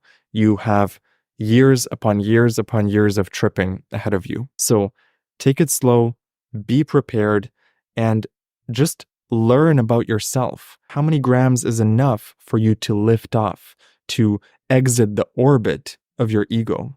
And how many grams feels comfortable to you? How intense do you like your experiences versus how controlled do you want your experience to be? I recently had a trip where the potency was not quite enough. The liftoff was not strong enough for me personally to get to the altitude that I like to be at. And I want to explain the difference I felt between that trip versus a higher potency trip. I still had a good trip. I still had insights and downloads that I received that were very valuable, but I could feel my ego still being in the background, still kind of getting in the way of the shrooms guidance. Whereas usually what happens for me on shrooms is the volume of my ego is turned down.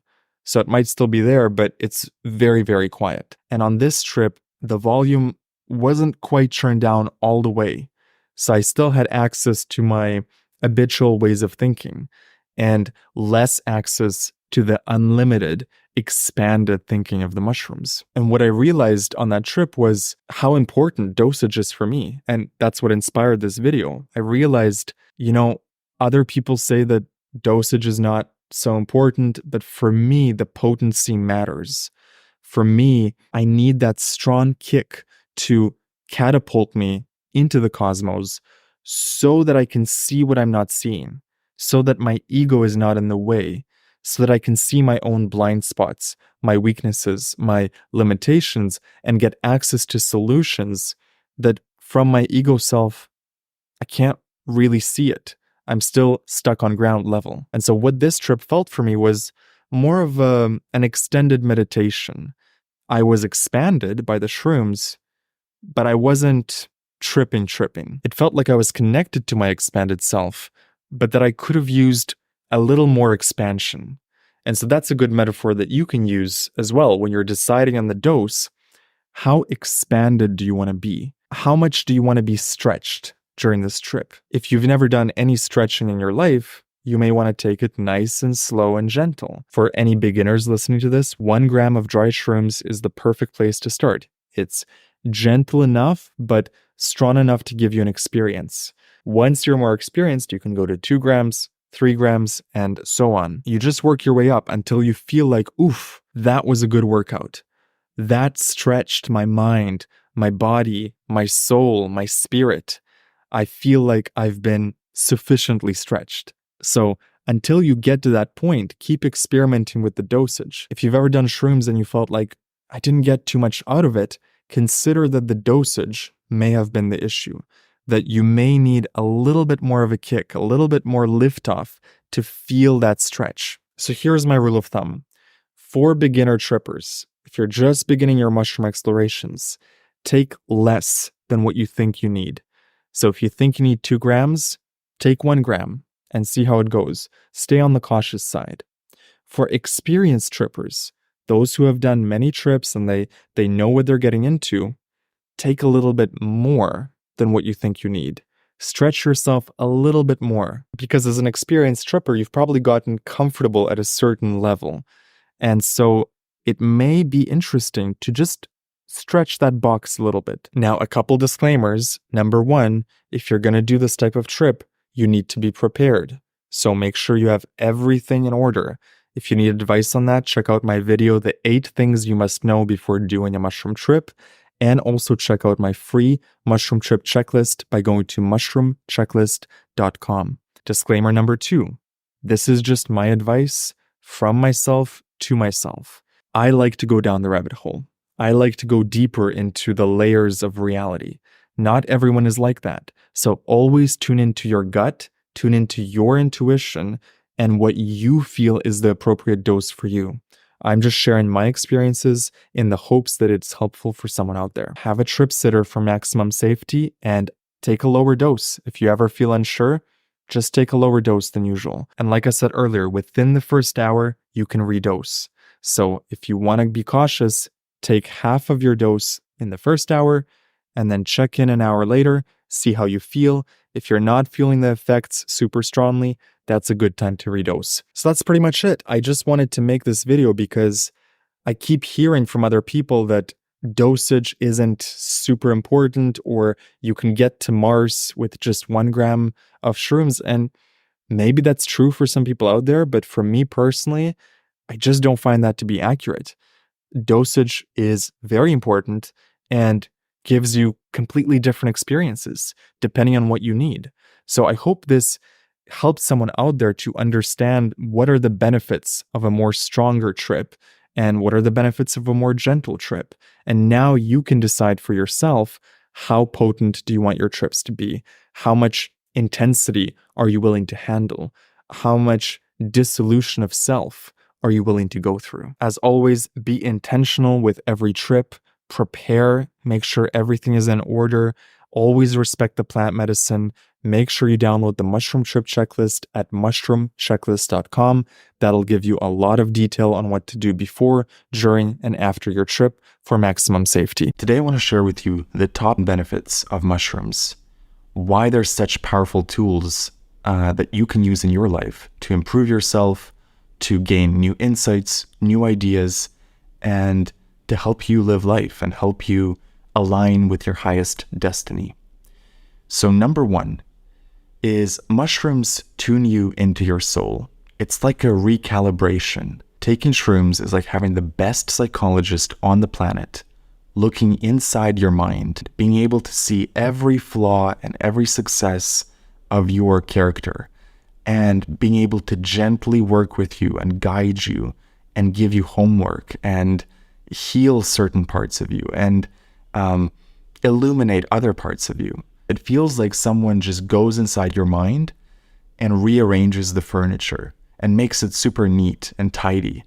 Another metaphor I like to use is, it's like someone goes into your hard drive and defragments it, and everything just falls into its proper place, and your mind is running more smoothly, faster, speedier. That's one of the benefits I find every time. Every time I do a trip, it feels like someone tunes me up, you know? The next benefit is downloads and homework from the universe. I find that on every single mushroom trip, I will get insights about myself. I will get downloads from the universe about what I should be doing in life, the next steps I should take, homework that I should do to work on myself and to progress further in my character development. This type of homework and insights doesn't really come through words. It's not like a voice speaking to you during the trip. It comes through a knowing. I get flashes of images, flashes of insights. It's like when you have an epiphany. The idea just comes fully formed in your mind. I find that mushrooms they're also really good at looking at what's been bothering you lately and giving you solutions to that. So if something's really been bugging me the whole week and I'm trying to resolve a problem with someone or something, the first half of the trip is usually working through all that bullshit. All of the stuff that I've been negatively feeling about will float up to the surface, and the mushrooms will shine a flashlight on it, and they're going to get to work on it with me. That's the work. That's maybe the hard part of a mushroom trip. That's where you get the lectures and the insights and the lessons. And it might not be comfortable, but it is always helpful. And then the second half of the trip is usually where the mushrooms, they've done the work with you. You've healed some stuff. You've gotten homework to work on. And now the mushrooms show you timelines and possibilities and magic.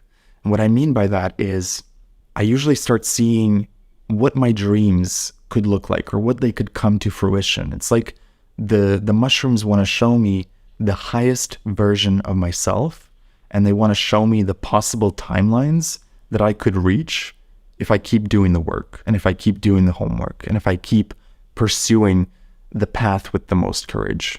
It's like I get a visual and a feeling of the highest vibrational reality that I could reach. And this usually comes in the form of ideas for businesses, ideas on following my soul's calling, ideas on what my purpose is, on what I'm here to do, even ideas like to generate money. That the mushrooms are not agnostic to giving you practical advice. I find that I've often received very practical ideas on business and money and entrepreneurship exactly when I've needed them.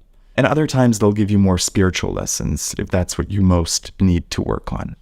The next benefit of mushrooms is that it stretches my idea of reality.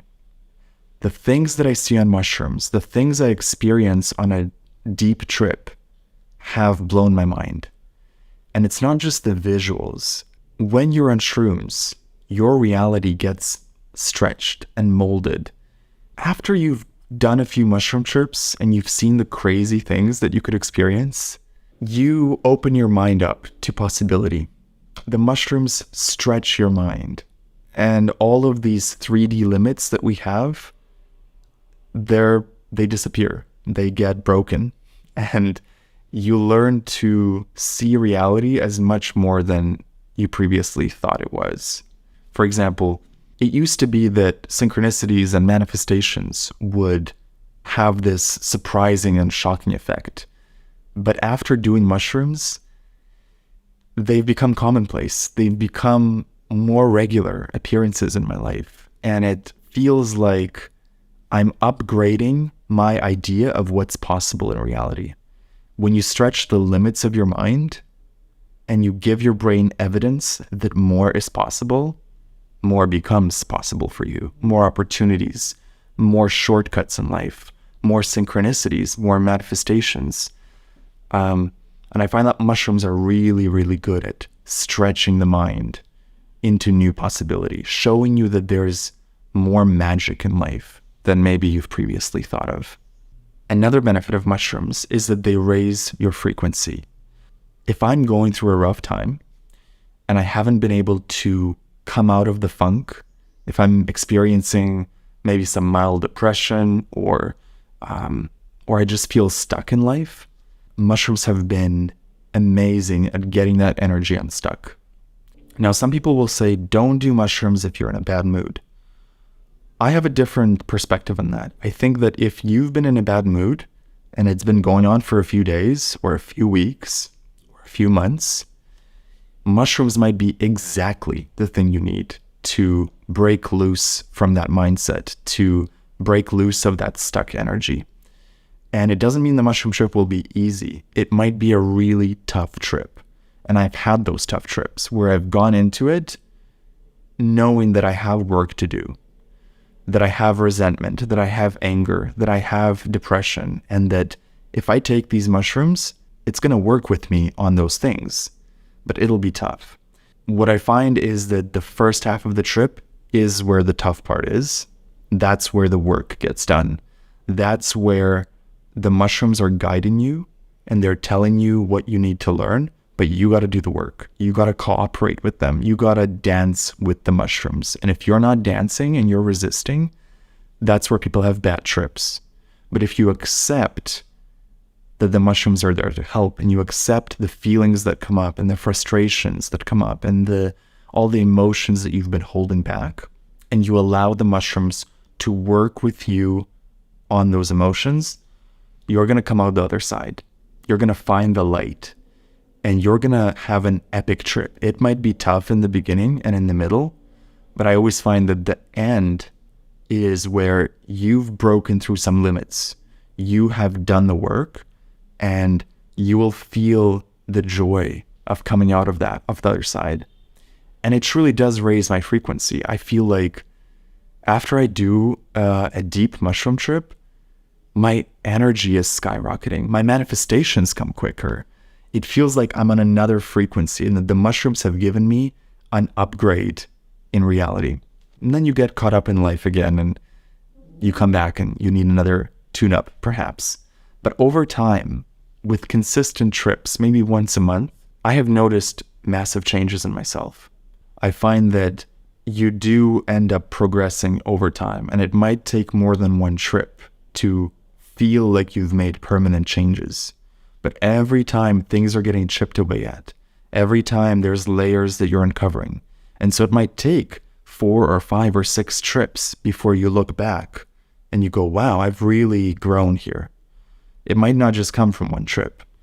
The final benefit that I want to talk about is perhaps the most important to me. And that is that mushrooms have brought me closer to God. You might call it source. You might call it the universe.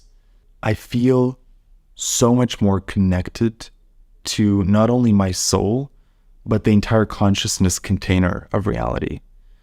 There's something profoundly spiritual when you do these trips.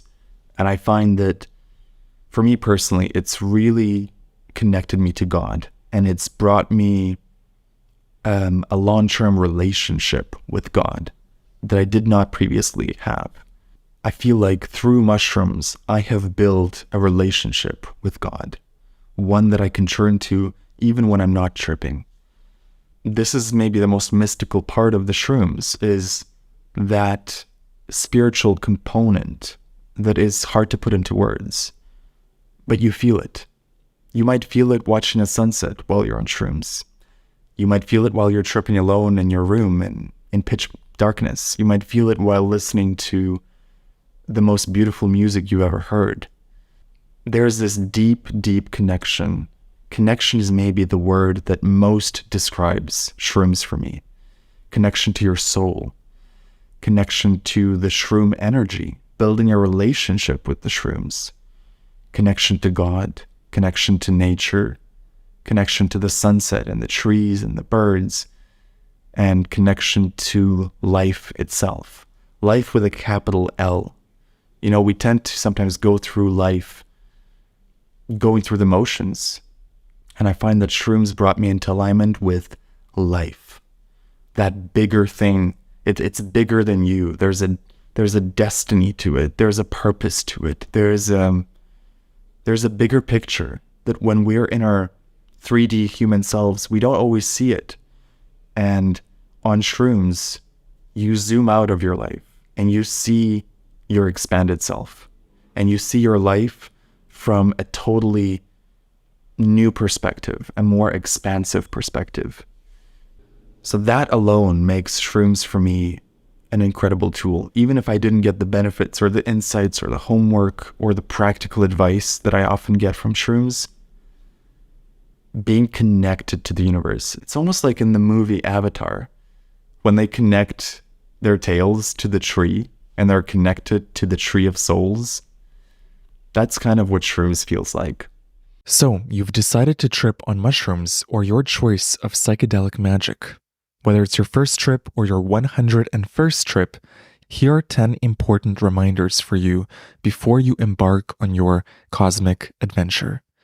Be sure to stick around till the end to get my free mushroom trip checklist. Here are 10 essentials you need to know before your next mushroom journey.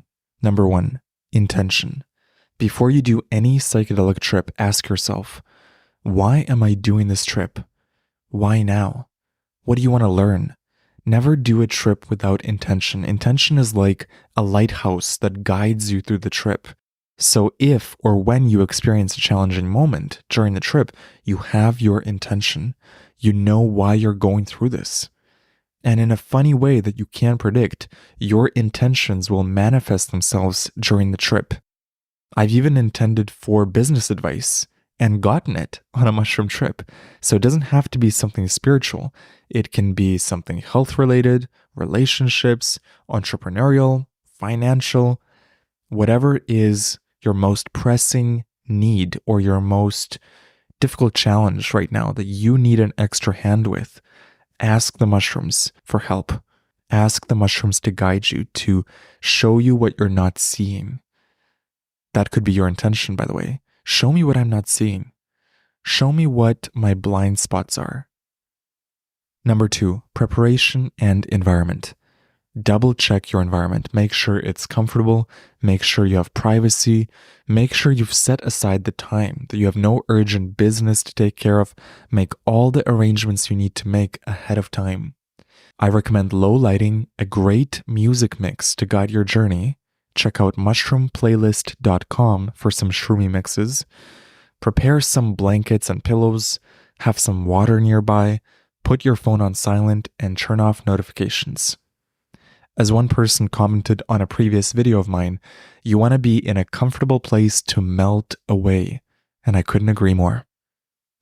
Number 3, be prepared for a bumpy takeoff. Now, some trips can be light and fun all the way through, but if you sense that you may have some baggage to work through, don't be surprised when the going gets tough. I always remind myself that the first 2 to 3 hours are not necessarily going to be fun. And that's okay. That's good. You're looking at your shadows. You're looking at things that you don't want to see in yourself. And you're healing those parts of you. You're forgiving those parts of you. You're loving those parts of yourself with the help of the mushrooms. But to get to that point, it's not a 5-minute journey. The way I perceive it is you go into the trip one person and you come out another person. You go into the trip with one type of vibration and you exit the trip at a higher, different vibration. But in order to raise your vibration, it's a process. So just hang in there when the going gets tough. Accept it. It's all part of the journey. Number 4, remind yourself to surrender. Bad trips often come from resistance. If you surrender and flow with wherever the trip wants to take you and you don't fight it, you're going to have a transformative experience. It may still be challenging, but you're going to flow through it. If you resist the trip, if you fight the mushrooms, that's where you get into dicey territory. When you're in a difficult moment and you feel some sort of stress or panic, remember that usually the best thing to do is to do nothing. I talked about this in a recent video about life, and this equally applies to mushrooms.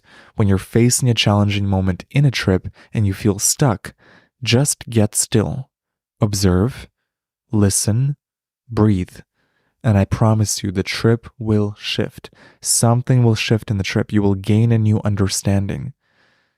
So just come back to neutral. Come back to that stillness within, even when you feel stressed out or panicked or anxious. Remember, you don't have to do anything. Allow yourself to feel the emotions, process what's coming up, but when the going gets tough and you don't know what to do, simply do nothing. Surrender to what's happening. Number 5, remember, whatever happens during the trip is part of your trip. There is no such thing as outside of the trip. Sometimes the reason people fall into so-called bad trips is because something happens that they perceive shouldn't be happening. And they throw their hands up in the air and they say, that's it, my trip is ruined. And by proclaiming that or thinking that, they ruin their own trip. So just remind yourself that everything that happens in the trip, good or bad, is part of your trip. And it's there to teach you something. If you include every event as part of your psychedelic container, then you get to work with it. If you exclude it and you say, this thing that is happening is disturbing my trip, now you're separating yourself and you're creating unnecessary suffering in that separation. One person in the comments put it beautifully. They said, there are no bad trips. You don't always get what you want, but you will get what you need. So be willing to surrender to the experience and do not fight it. Number 6, stay curious and open-minded and learn to dance with the mushrooms. Be open to learning new things. After all, that's probably one of the core reasons that you decided to trip in the first place. So always maintain an attitude of a student. I'm here to learn. Whatever is shown to me, whatever I experience, I'm going to be curious about it. I'm not going to try to control the trip or control everything that I'm experiencing. I'm going to collaborate with the mushrooms.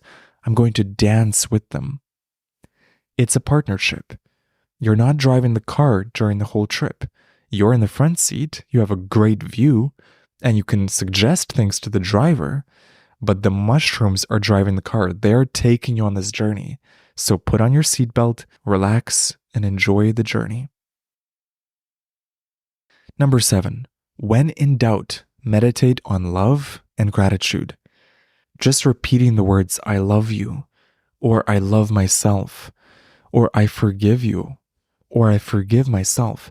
Try saying this out loud or in your mind and repeating these mantras. That can unlock new levels in the trip. I'll never forget on one of my trips, I had this moment of pure unconditional love, and the words I love you were activated in my trip. And I felt like I had won the lottery. The feeling of I love you, and the realization and the awareness that those words unlocked for me. It felt better than winning $300 million. I felt like the luckiest person in the world to be able to experience that unconditional love. That moment was a reminder for me of the eternal truth of love and the eternal frequency of love. And I think that's one of the core lessons that the mushrooms always teach me.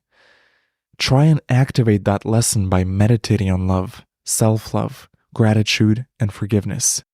At the end of the day, that's kind of what it all comes down to. Number 8, dialogue with the mushrooms. Remember that in your trip, you can speak to the mushrooms.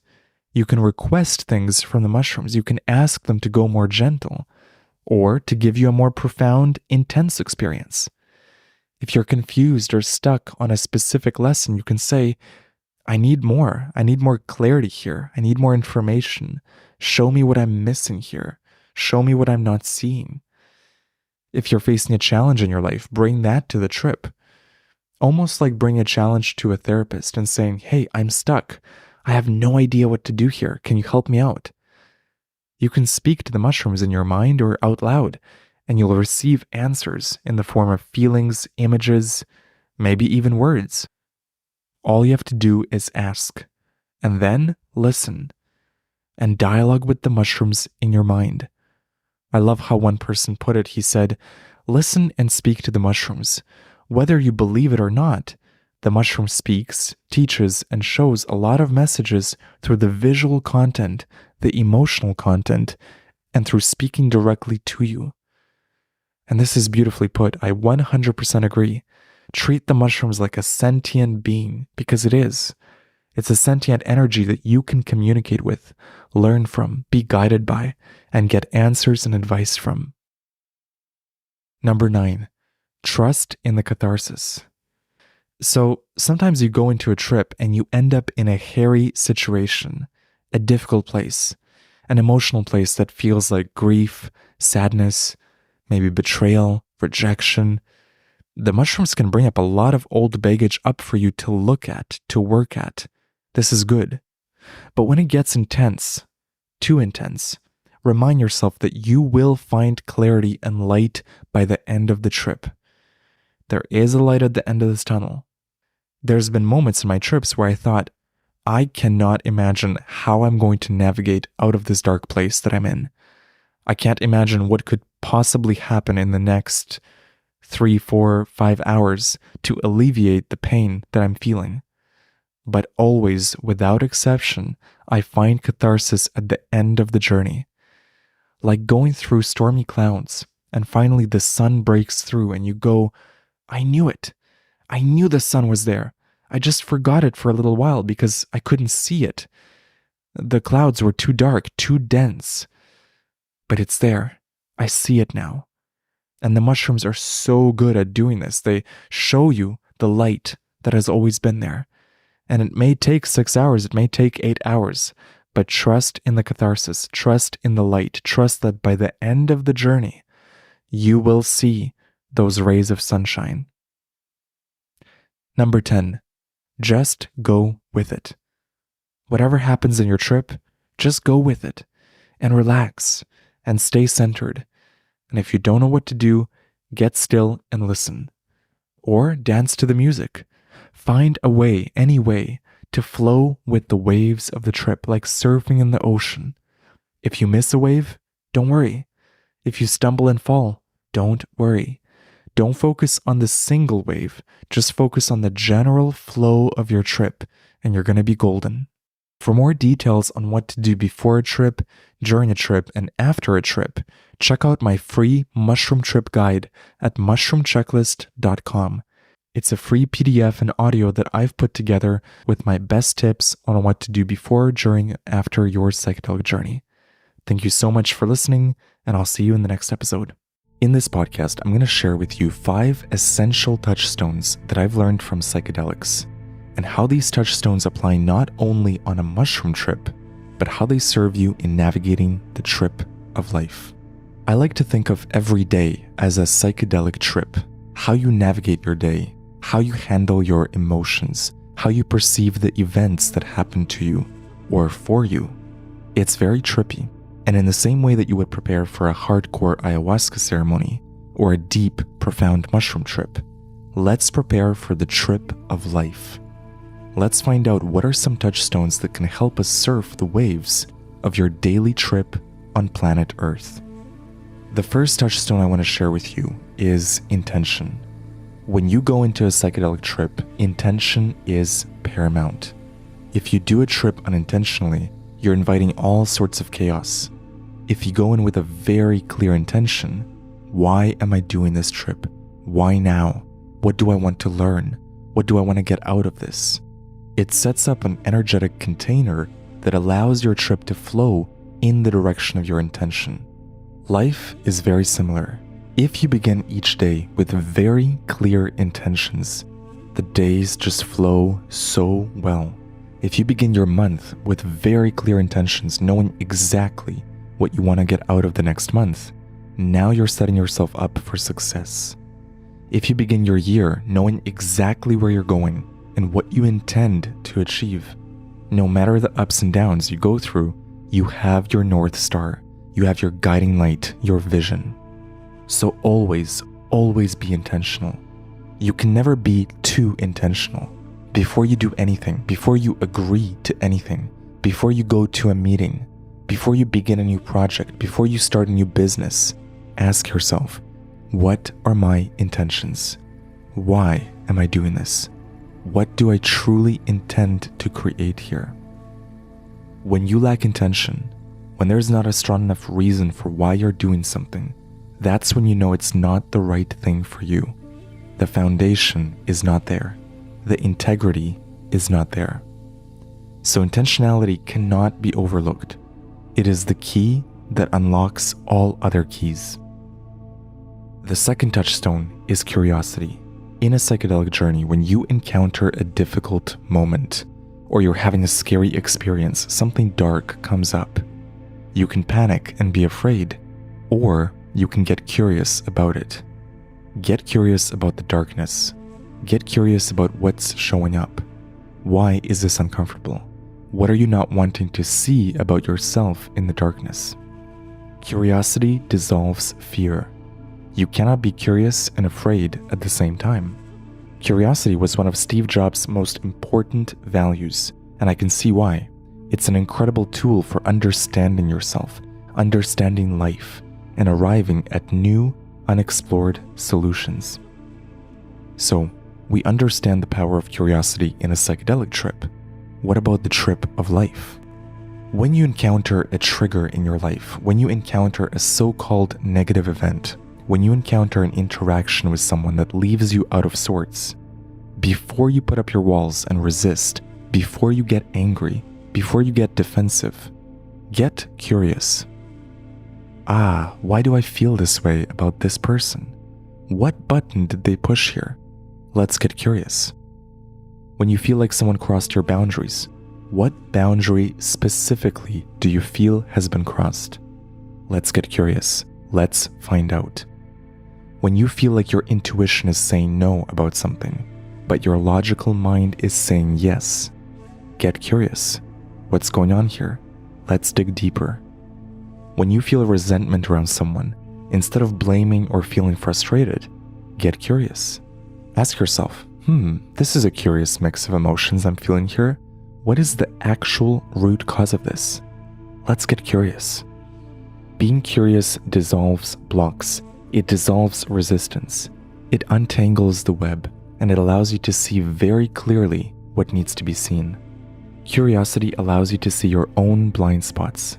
It allows you to see truth and to see through people, but most especially to see through yourself. The third touchstone is trust. Trust is absolutely crucial. Now, on a psychedelic trip, you need to have trust in the plant medicine. You need to trust the mushrooms. You need to trust ayahuasca. You need to trust the plant medicine so that it can take you where it wants to take you. If you don't trust, if you're afraid, it's going to create unnecessary resistance in your trip. It's going to create fear, paranoia, panic. The experience will not be pleasant. And I think life is exactly the same way. The more you trust life, the more you're able to fully let go of the need to control and the need to dictate what life should bring you. The more you trust, the more blessings, the more love, the more abundance, and the more support you can receive from the universe. Have you ever met a person and you can just tell that they don't really trust you? There's just something about the layers that they're putting in front of themselves that don't allow you access into their true self. And because they don't trust you, you don't trust them. You can't open up your heart to them because their stance, their mental posture is one of mistrust. We mirror each other to the extent that you are able to go deep with me. To that same extent, I can go deep with you. I invite you to consider that life is the same way.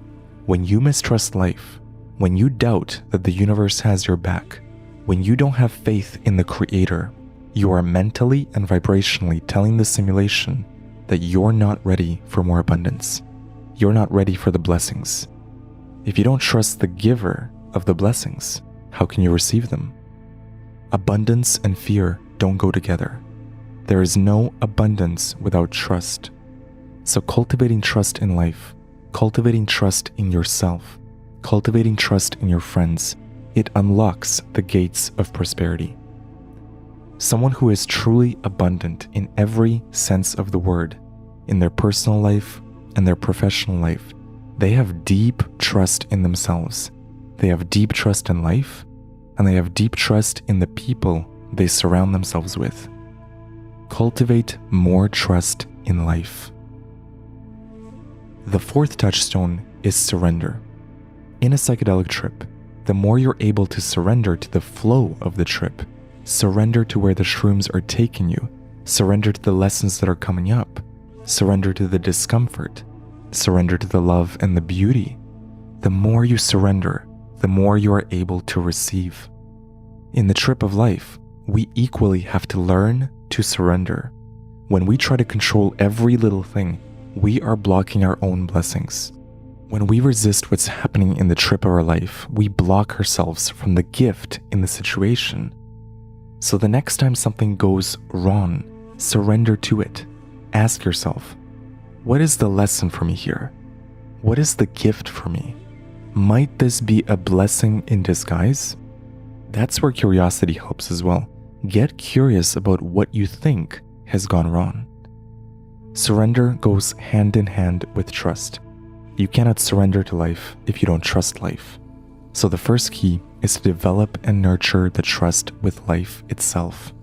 It's your most permanent relationship, is your relationship with life. Then work on surrender. Surrender doesn't mean giving up. It also doesn't mean sitting back and doing nothing. Surrender means you are energetically tuning into and understanding the seasons of your life and the waves of life and where the waves are taking you. And with intention, you are able to surf the waves in such a way that you intend where you want to go, but you yield ultimate control to life itself. You surrender to life, you surrender to the universe, knowing that it has your back, and you balance your own personal intentions with the universe's intentions for you. And when you find that balance between intending and surrendering, oh, it's a sweet, sweet balance. You know when you're in it. Surrender is the key to transmuting seemingly negative situations. Whenever you find yourself resisting life, stop, get still, breathe in, breathe out, and surrender. Surrender to what is. Surrender to what's coming up. Surrender to the chaos. Surrender to the heartbreak. Surrender to the grief. Surrender to the joy. Surrender to the love. Surrender to the blessings. Surrender to whatever emotions come up. They're there to serve you. They're there to teach you. They're valuable gifts on your journey through the video game of life. The fifth and final touchstone: no expectations. In a mushroom trip, you want to let go of any expectations for how the trip will go. That way, whatever happens, the trip will delight you in ways you cannot predict. Now, in the trip of life, let go of any expectations of life. Let go of any expectations of other people. Let go of any expectations of how things should be, and you'll start finding the delight in the moment-by-moment present state of your life. This is it. This present moment, this is it. It doesn't get any better than this until you get better. Until you appreciate this moment for all its glory, you're just going to be chasing. But if you can appreciate where you are, be fully present right here, right now, and whatever's coming up next for you in life, you go into it with intention, but no expectations. Now you're in that sweet spot. You're in that balance of creating, but without being attached to the results. There's this healthy level of detachment. Things are going well? Beautiful. Appreciate it. Things are going not so well? Let go of expectations and detach. See yourself as a character in a movie. The reason we're able to go to a really intense movie and enjoy the highs and the lows is because you have a healthy level of detachment. You know it's just a movie, so you don't get attached to the drama that's happening on the screen. Now the same is true of life. Don't get so attached to the drama happening on the screen of your life. There are 3 levels to the simulation. Level 1, you are the character. A little oblivious to what's going on around you, just kind of playing your character. You're fully immersed in your 3D avatar. Level 2, you are the player. You recognize that there is a deeper level of awareness that perceives the character, and you take a step back. And as the player, you start tweaking the character. You start seeing reality more as a game for your consciousness, rather than something to be taken so seriously. Level number 3, you are the programmer. You are no longer just the player playing the character. You are the programmer designing and coding the levels in the video game of life. You're in the control room. You're looking at the whole maze and adjusting the layers. The work I do and what I am so passionate about teaching now is exactly this: how to become the programmer of your life. This is what I teach in my 30-day course, Unlock God Mode. I named my course Unlock God Mode because the question that I wanted to answer is, how do we unlock the God mode of the video game of life?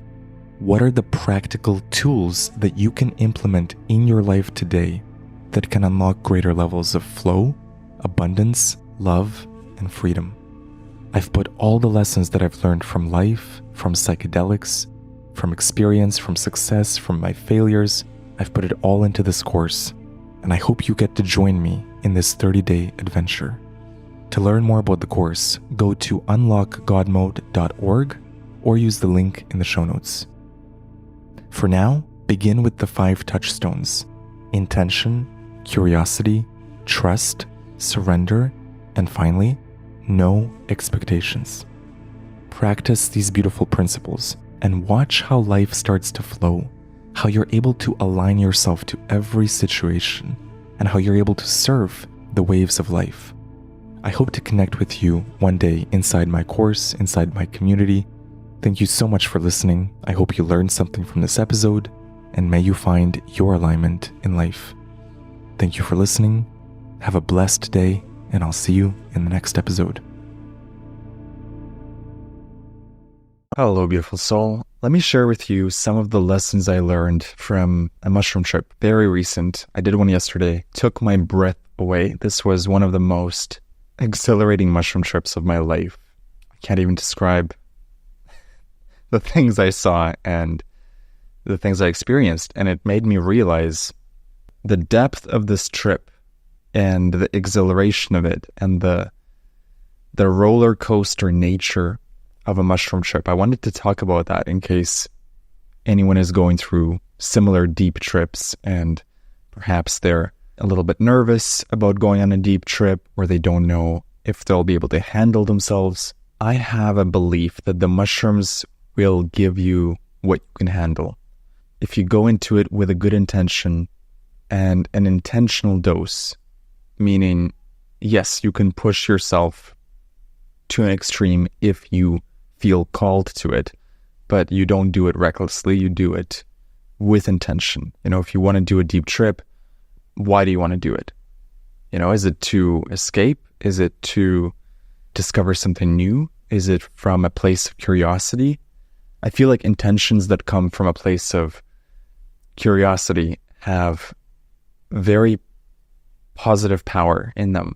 It's a very pure intention. Whereas intentions that are more, I want some sort of end goal out of this, they tend to sometimes fall flat on their face. So if you're going to do a deep trip with mushrooms, I really recommend going into it with no expectations and being ready for a ride. And it could be a rough ride, it could be a smooth ride. You really got to tune in beforehand as well to make sure you're of sound mind and sound mood and that you're really quite stable.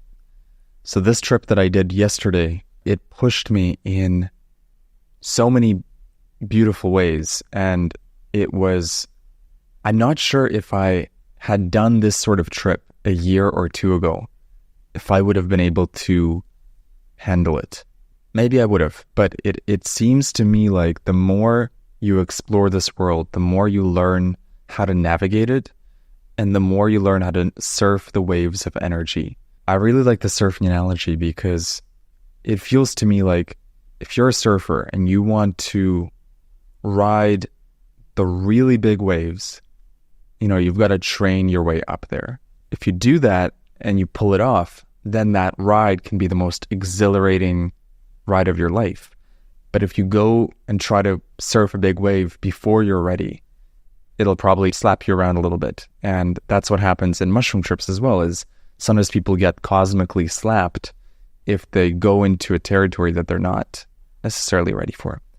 What makes one ready for a deep trip? What makes one able to surf those waves, the highs and the lows, and to maintain your balance? This is for me the absolute key, maintaining my balance in a trip, that no matter what happens, and all sorts of things happen, as you probably know if you've had a deep trip of any plant medicine, you experience all sorts of emotions, all sorts of memories, and there's a couple factors that I think are really important if you're going to do a deep trip of mushrooms or ayahuasca, DMT. A couple factors. One is the trust factor. You've got to have absolute trust in the universe, in the trip. You've got to trust that whatever shows up in the trip is the perfect thing that is part of the ceremony. Trusting that whatever shows up in the trip is the perfect thing to train your soul. And so even if something initially looks iffy or dodgy, or it feels like the trip has gone sideways, try to reframe that as, no, this is still part of the trip, and how I react to this moment, and how I navigate this moment, and how I surf the wave of this moment in the trip is part of the school. It's part of the education of the trip. This is not something that, there's no timeout in a trip. And just because something seems to have gone sideways or is a little bit too intense or dramatic, or it feels like it's not part of the ceremony or part of the trip, it is in fact the trip. So seeing everything as part of the trip and having absolute faith and absolute trust in yourself to handle it, in the shrooms to guide you through it, in the plant medicine to guide you through it, in the universe itself, know that you are safe.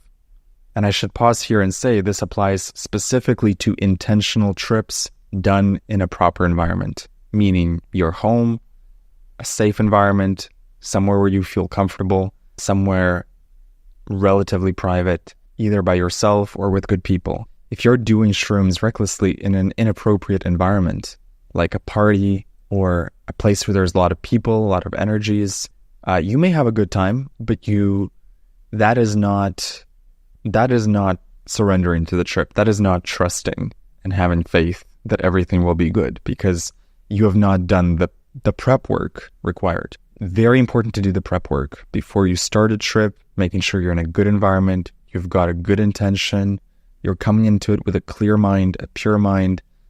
I have an episode around this called 8 Things to Do Before Any Mushroom Trip. I'll link to it in the show notes. So please listen to that if you haven't already. There is a solid foundation that needs to be prepared for a deep trip. But once you have that in place, you know you're in a good environment and you know you've done everything possible to have a smooth ride, then you can really let go and trust. And you're not worried about external factors, environmental factors. You know you've done the work. So circling back to trust, trusting that everything that happens in the trip is meant for you. There are no mistakes in a trip. There are only decisions of how you react to certain moments, and there's no mistakes. There's no mistakes. There's no failures. It's just learning opportunities. An analogy that came to my mind last night was, if you look at a toddler and he's trying to walk, if he falls down, it's not a failure. But if he takes his first step, then it is, of course, exhilarating. So there's both sides to it. It's exhilarating when you have navigated a moment in a trip and you've gotten the lesson out of it and you've integrated what you think the shrooms wanted to teach you in that moment. That is extremely exhilarating, just like watching someone take their first step. It's exhilarating. But equally, if you are not able to integrate something in the moment and you fall down or you react in a negative way, that is not failure. That is part of the process. That lesson will come back around either in the same trip or in another trip in the future. You will have another chance to take another step and grow from that. So see every single thing in the trip as for you, for your training. It's a school for you to learn, to grow, to evolve. There's a quote by Aubrey Marcus that I saw recently about bad trips, and I'm going to read it out loud because I think it relates to this.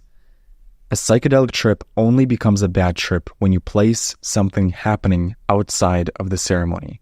If you adopt the attitude that everything that happens is part of the ceremony, then the only outcome is growth. But the moment that you start believing that something is wrong and you try to escape the ceremonial frame, now you're in a quote-unquote bad trip. I fully relate to this quote. I feel like in some of my earlier mushroom explorations, there was iffy moments in the trip that I framed as outside of the ceremony. It was like I had the attitude of, these are the things that are part of the mushroom trip. These are part of the ceremony. And then there was these other surprises or unexpected events, and I placed them outside the trip. And what I've noticed in last night's trip is that I was fully surrendering to every single moment of that trip as being part of my ceremony. It was invaluable. It helped me so much to navigate the dips and the highs and the lows and the valleys and the peaks, because whether it was a peak or a valley, I was able to integrate it as a lesson. I wasn't trying to label a moment as right or wrong. I was simply flowing with where the waves of the mushroom trip were taking me and doing my absolute best to navigate and to maintain balance on the psychedelic surfboard. But if I did fall off, I didn't blame myself. I just found a way to get back on. And this is something I want to impart to anyone doing serious trips and going on these deep adventures, is to not make yourself wrong for any reaction you have in a trip, but to simply find your balance again. And you'll see when you look back at the whole trip at the end of the night, you'll see how everything was perfect. It all served your storyline. It served your evolution. It served your growth. And you'll come to appreciate every moment in a trip. So when it comes to deep trips, I think the trust is so important. The surrender piece, fully surrendering to a trip. And also something I wrote in my notes was activation. I feel like there's moments in a mushroom trip where you are being called to step into a new energetic place. You're being called to step into the greater man or woman that you know you are deep down. And it's almost like an initiation. You're energetically claiming a new frequency. And you'll get those invitations in a trip. It's hard for me to describe exactly how it happens, but you'll know it when you feel it. There's moments in a trip where there's a transformation that's occurring, but the mushrooms need your collaboration. They can take you 50% of the way there, or 60, or even 90%, but there needs to be that 10% from you that is ready to claim the energetic piece, the energetic lesson, the initiation. You've got to go through the fire. And so I felt that on last night's trip, there was several powerful activations and powerful moments in the trip where I was able to confront certain fears. I was able to step into my greatness, step into my power, and activate that frequency. And I know from prior mushroom experiences that there was moments in prior trips where I was not able to step up in the moment, that some sort of fear held me back. And so I was so blessed and grateful that I've gotten to the point where I was so in my divine trust that I was able to flow with where the mushrooms were asking me to go and not hold myself back, not be afraid, not try to control the trip, but to really flow with where it goes. And so for anyone who's doing a deep trip and there's a moment in the trip where you feel called to express something and you feel some sort of energy flowing through you, do not resist. Step up to it. Dance with it. See what happens. There's a gift on the other side of that is waiting for you. And it's your free will if you want to claim it or not. The mushrooms will put out the invitation. They'll set the perfect set of energetic circumstances for you to claim the next piece of the puzzle in your journey, the next lesson, the next energetic activation, the next timeline, your highest timeline. I believe that we have infinite timelines available to us. From the cosmic perspective, they're all equally good, but that there are timelines that serve your highest good and that hold the most evolution for you and the most power for your soul's evolution. And in my mushroom trips, it feels like I get a sneak peek at the highest timeline for myself. I get an energetic sneak peek and I get to play in that space and I get to step into that energy. And that's what I mean by activations, is that you'll be shown certain things on a mushroom trip, but you've got to be ready to step up. I do also want to talk about control versus surrender, because I feel like there is a discernment there to be made as well.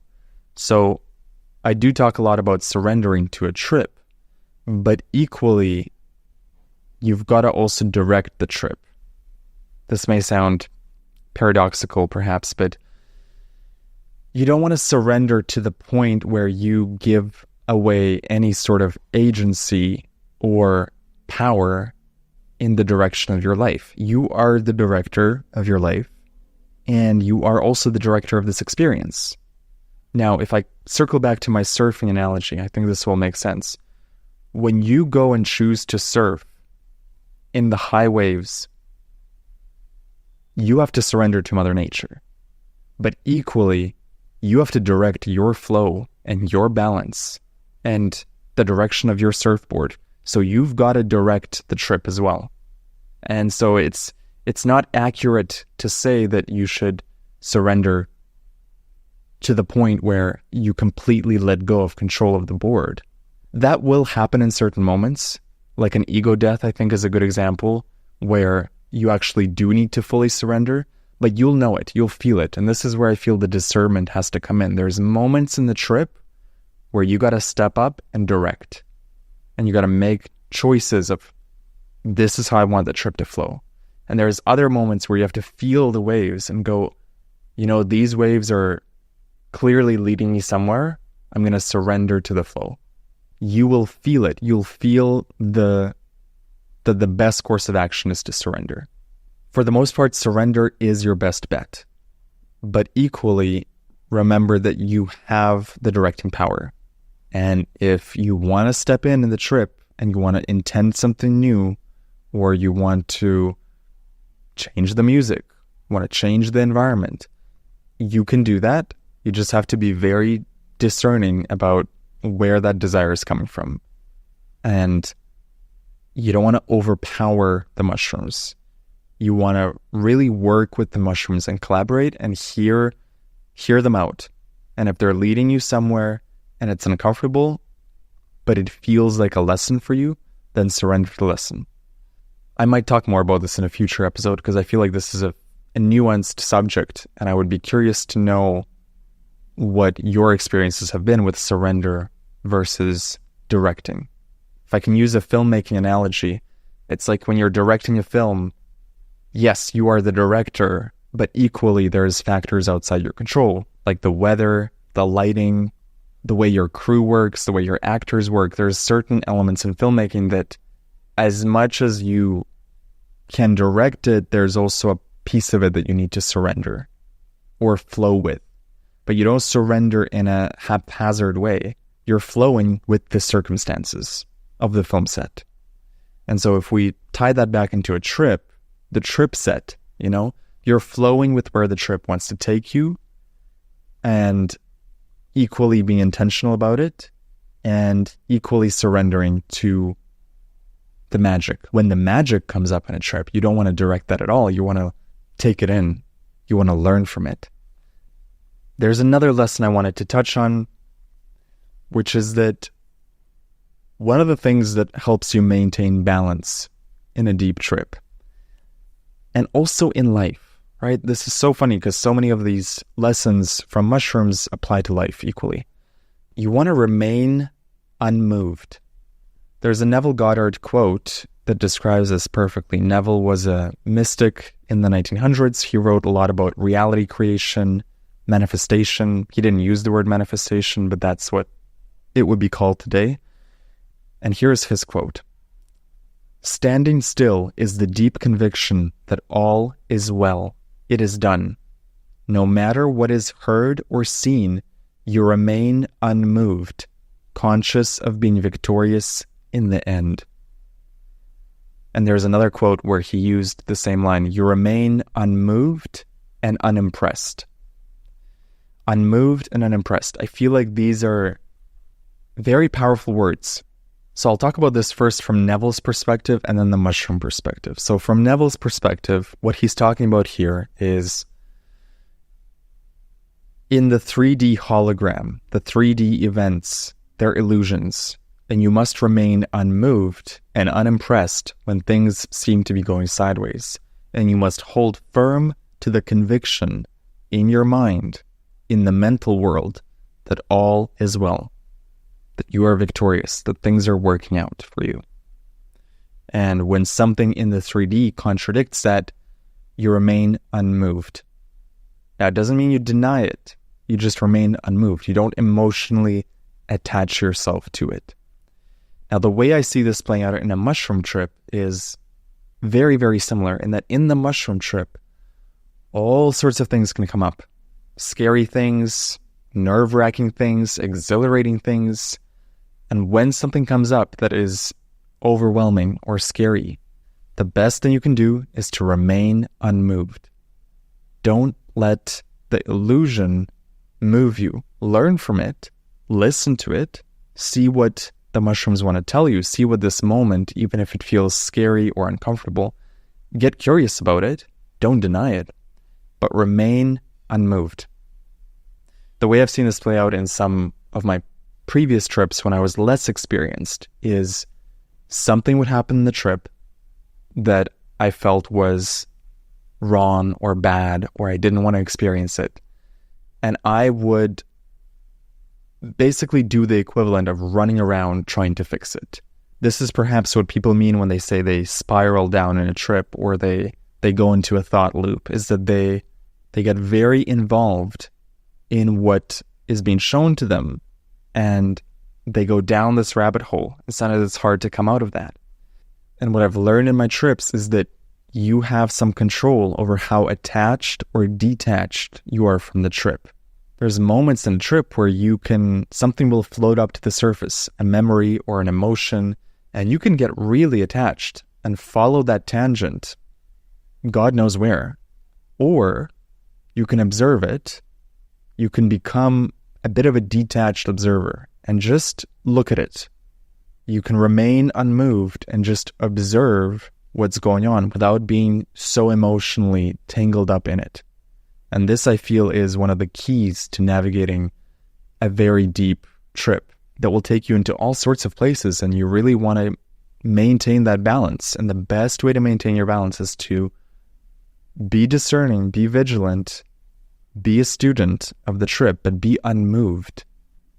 I think it's similar to being in a nightmare and taking the nightmare at face value and running away from the monsters, or becoming a little bit lucid in the dream and turning around and facing the monsters.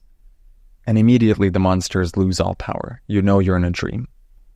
And so when you're tripping, something comes up, it's overwhelming. The key there is to realize the illusion of the trip, also the illusion of life itself, the illusion of the universe, the illusion of the 3D, and to take a step back mentally and just observe. And this applies equally to life as well. Everything in your life is an illusion. You can see it as a video game, a hologram, a simulation, a dream. Pick your perspective. It's there to train your soul, but it's ultimately not real in the sense that your soul is safe. Just like when you play a video game, your actual physical body is safe. You're sitting on the couch, you're playing the video game. And whatever happens to your avatar in the video game is an illusion. And I feel like what life is you just end up going so deep into the video game, you forget that your real self is sitting on the couch. And that's part of the game. You wanted to experience this illusion so convincingly that it feels absolutely real. That's the fun of the game. That you forget you're playing a game and you feel like all of the problems and challenges around you are very real and very scary. But it helps to remind yourself that this is an illusion. It doesn't mean you don't take the illusion seriously. You still want to pay attention to it. You want to learn from the game of life. You want to learn from the simulation. You want to learn from your hologram. You want to extract the lessons that are there for you. But equally, you don't have to get caught up in the illusion. It helps to remind oneself that at the end of the day, it is an illusion. Nothing can truly go wrong here in this reality because your higher self, your soul, is completely safe. is eternal, is infinite, is just having the time of his or her life playing this game on earth, even through the trials and tribulations of your life. There's an amazing book called Busting Loose from the Money Game by Robert Scheinfeld. And this book is one of a kind. I've never read a book quite like this. It's wild. Every person that I've recommended this book has gotten something powerful out of it. So if you want to learn more about the hologram and how everything is an illusion, that would be the book for you to check out. Busting Loose from the Money Game. It really should be called Busting Loose from the Hologram. Has a very funny cover as well. So don't be fooled by the cover, because inside there's some major gold. I'll link to it in the show notes so you can find it easily. Well, that's all for today. I feel like I've talked for hours here. I've tried to cover some of the major lessons that came up on this trip, and also hopefully to help anyone that is going on a deep trip themselves, or even a small trip. All of these lessons apply equally to small trips. It's just easier to navigate a small dose, I feel. If there's a final lesson I want to end it with, is the lesson of gratitude. I mean, there were so many moments in my trip yesterday where I just hugged my blanket. I was in bed tripping. I just hugged my blanket and I said, thank you, thank you, thank you, thank you. This is unbelievable. This is incredible. What a blessing to experience this trip, this life. What a blessing to have this adventure on planet Earth, and to have the cosmic adventure of the trip as well. So gratitude is a constant lesson. It comes up on every single trip, I think. Every single trip for me, it's that gentle reminder. Savor the moment. Savor life. Savor every single thing that you enjoy in your life.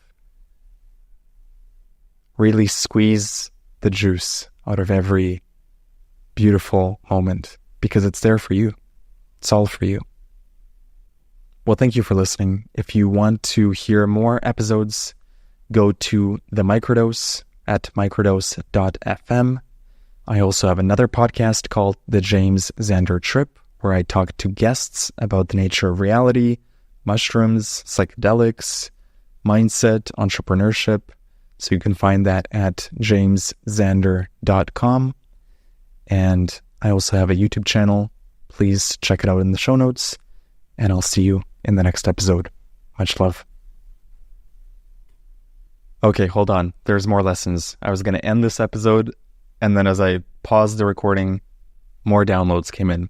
One important piece, if you're going to do a deep trip, don't make it unnecessarily difficult for yourself. And I'll give you my own personal example. I wanted to do this deep trip about 3 days ago, and I had some really stressful circumstances going on in my life, and I was like, I don't know if I should do the trip today because I feel really stressed out. And equally, I know that if I do it, maybe the mushrooms will help me with the stress.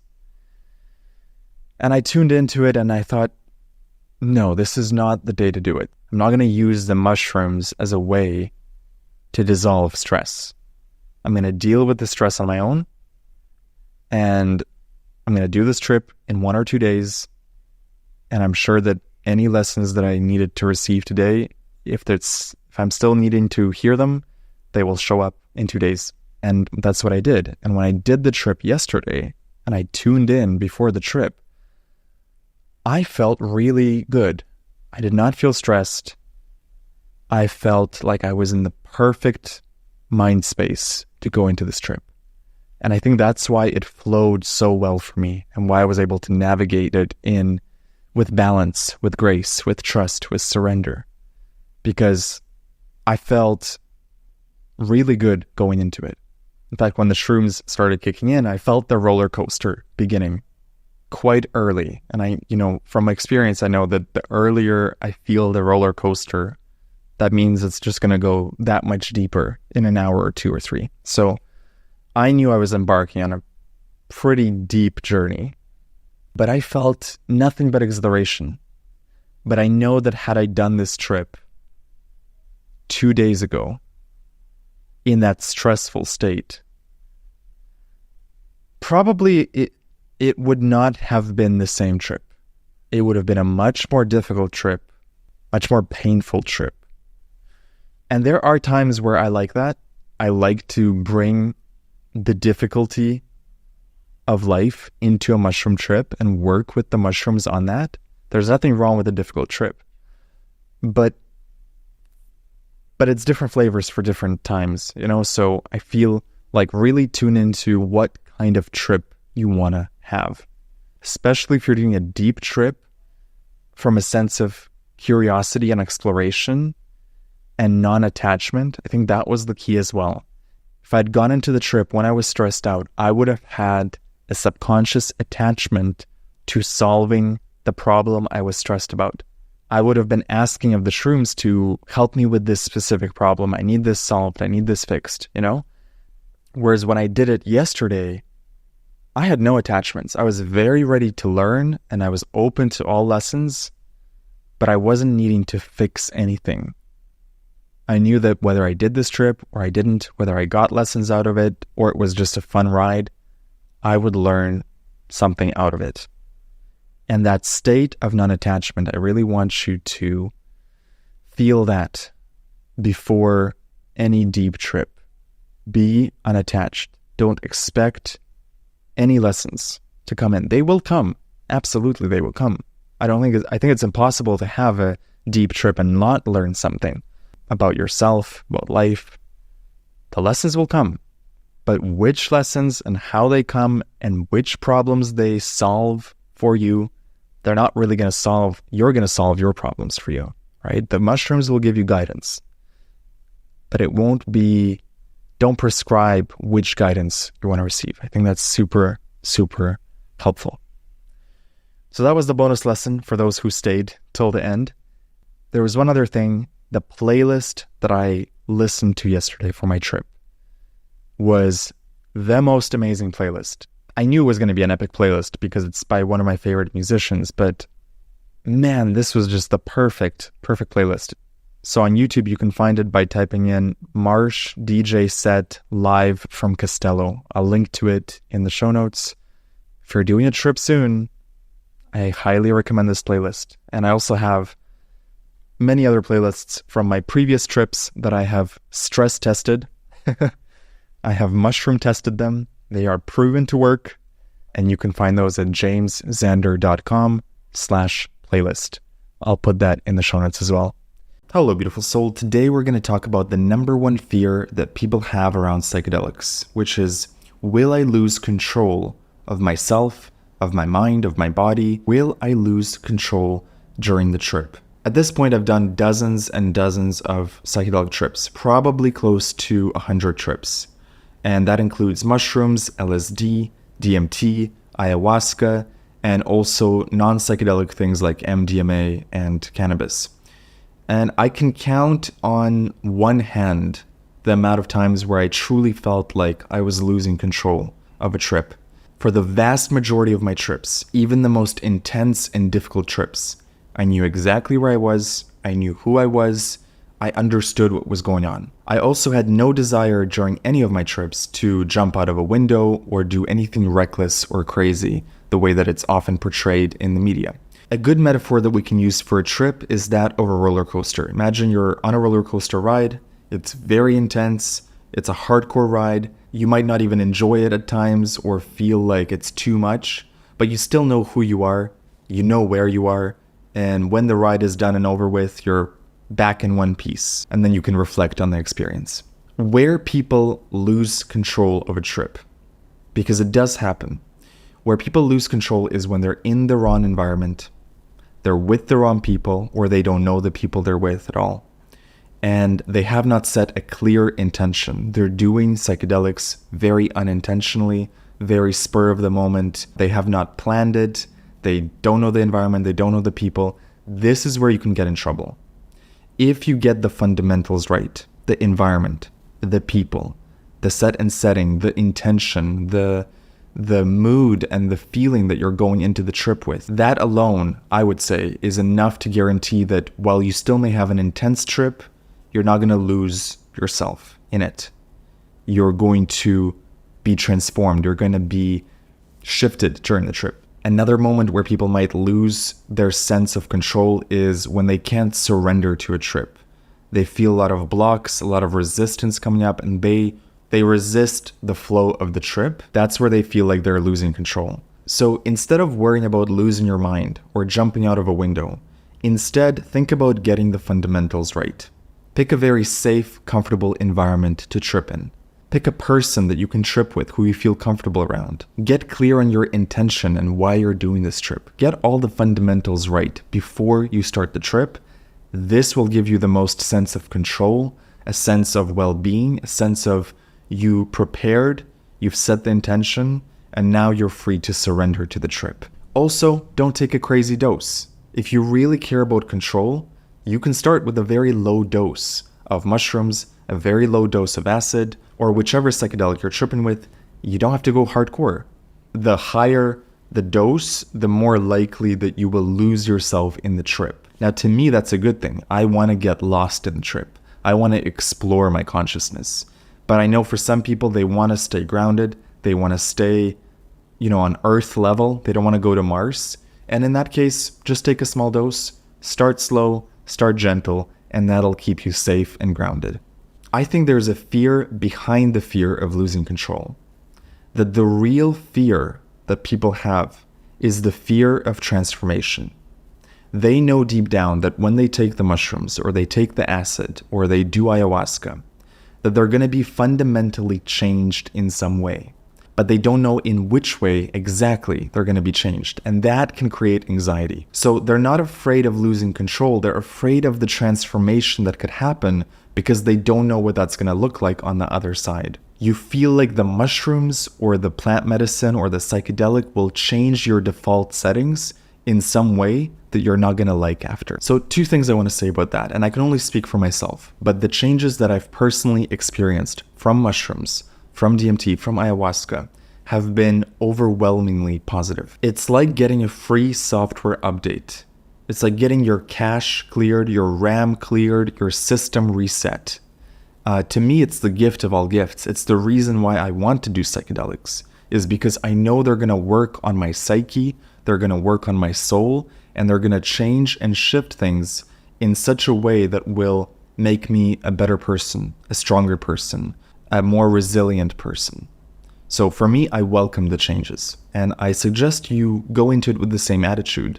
Although you don't know how you will be transformed, welcome the transformation. Allow the mushrooms to work with you. If there was a side effect label on mushrooms, it might say something like, warning, might give you more clarity, might give you more purpose, might give you more direction in life, might make your mind quieter, might give you clarity of thought.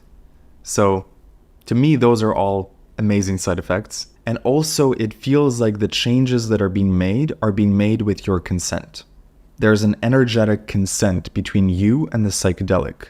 And if you truly don't want to change, if you truly resist the trip, you're not going to receive that gift. So don't be afraid of changes, because your energetic consent will be required to make those changes happen.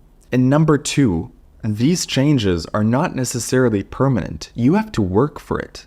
You have to integrate the homework and the changes and the transformation that the mushrooms and the psychedelics give you. So if you're afraid of being irrevocably changed because of a psychedelic trip, I would say it's unlikely. It takes work to keep those changes.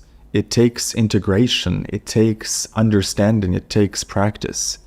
If you don't take any action after the trip to integrate those lessons, you're most likely going to revert to your default self. I wouldn't worry about being changed forever, because if you truly want to stay the same, you'll have ample opportunity to do so. So at the end of the day, to put it in the simplest of terms, psychedelics will give you a different perspective on life, a different perspective on reality, and a different point of view on yourself.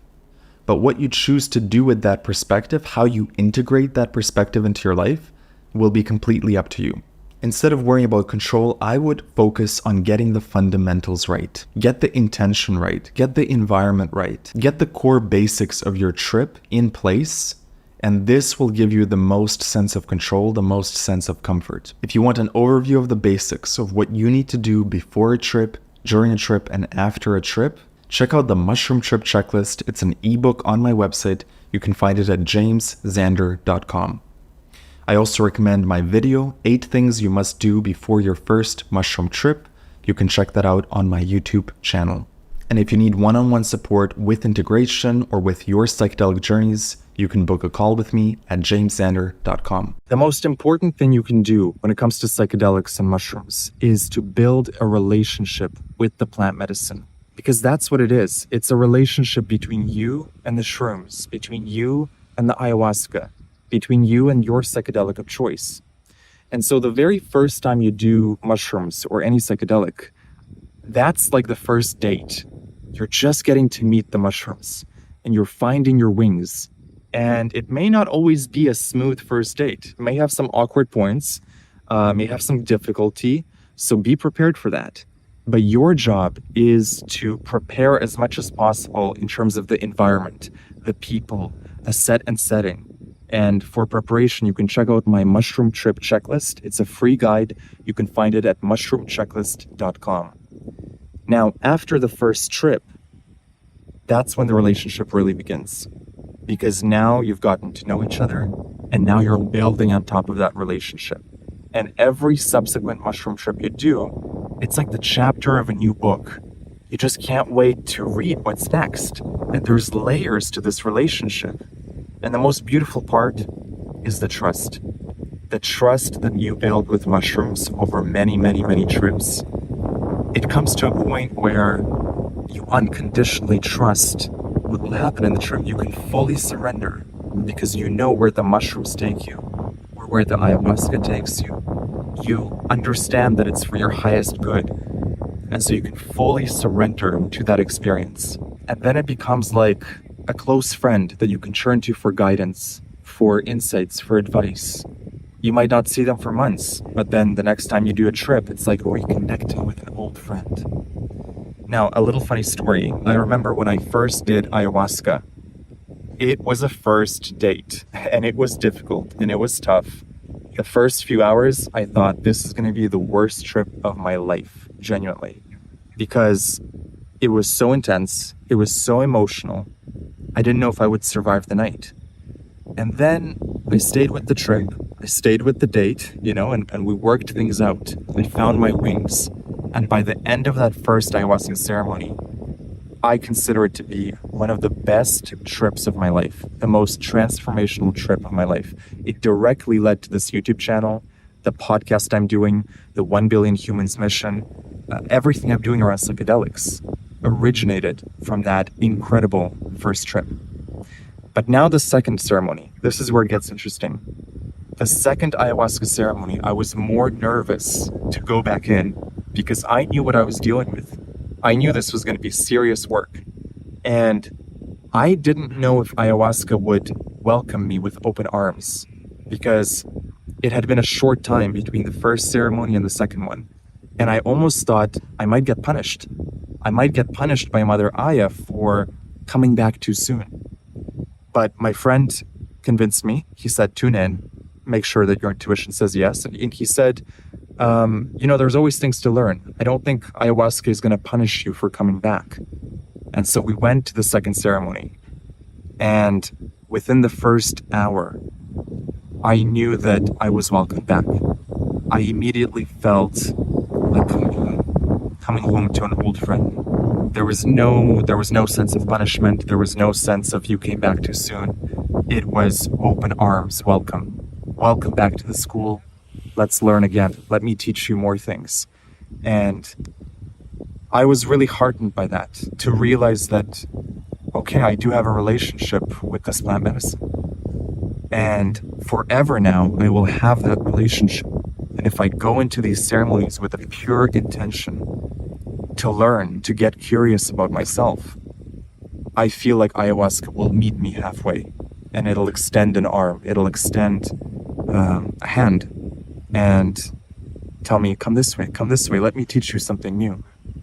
And what was really fascinating about the second ceremony was I expected a rehash of the first ceremony. I thought it would be kind of the same lessons, but maybe more lectures, more, more of the same. And what it turned out to be was a completely different set of lessons. My friend who said there's always more to learn, he was absolutely right. Because it was like getting 2 PhDs in completely different subject matters. Like the 2 ayahuasca ceremonies were miles apart in terms of the visuals, the emotions, the lessons. And that was really fascinating. And I did a third ceremony the week after that. And every ceremony was so unique. And the thread between them was love, unity, oneness, and also that relationship. Building that relationship, coming back to the ceremonies and feeling invited back in. Feeling like, okay, I'm ready to learn and I'm ready to meet Mother Aya again. So that's a little aside about ayahuasca, but coming back to mushrooms, I feel the same relationship with mushrooms. I trust them unconditionally because I know that over the years I've built this relationship and they've never let me down. They've never betrayed me, is how I put it. Not a single time. And any trips that have gone a little bit sideways, it's come from my own mistakes. My own mistakes of environment, my own mistakes of who I trip with, maybe not being intentional enough. But from the mushroom side, it's always been love. It's always been divine guidance. And so I fully trust when I go into these ceremonies, whether it's by myself or in a group setting, I'm ready for the adventure. And because of that relationship, I have full trust in the mushrooms.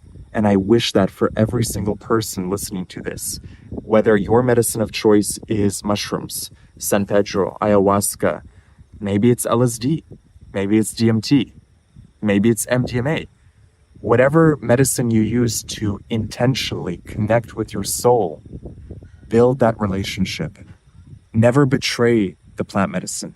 Never go into it without intention. Always go in with pure intentions, an open heart, curiosity, and you'll never be let down. Never. If you can develop a relationship with whichever plant medicine you're doing, it will help you so much to surrender and to fully dive into this experience with pure presence.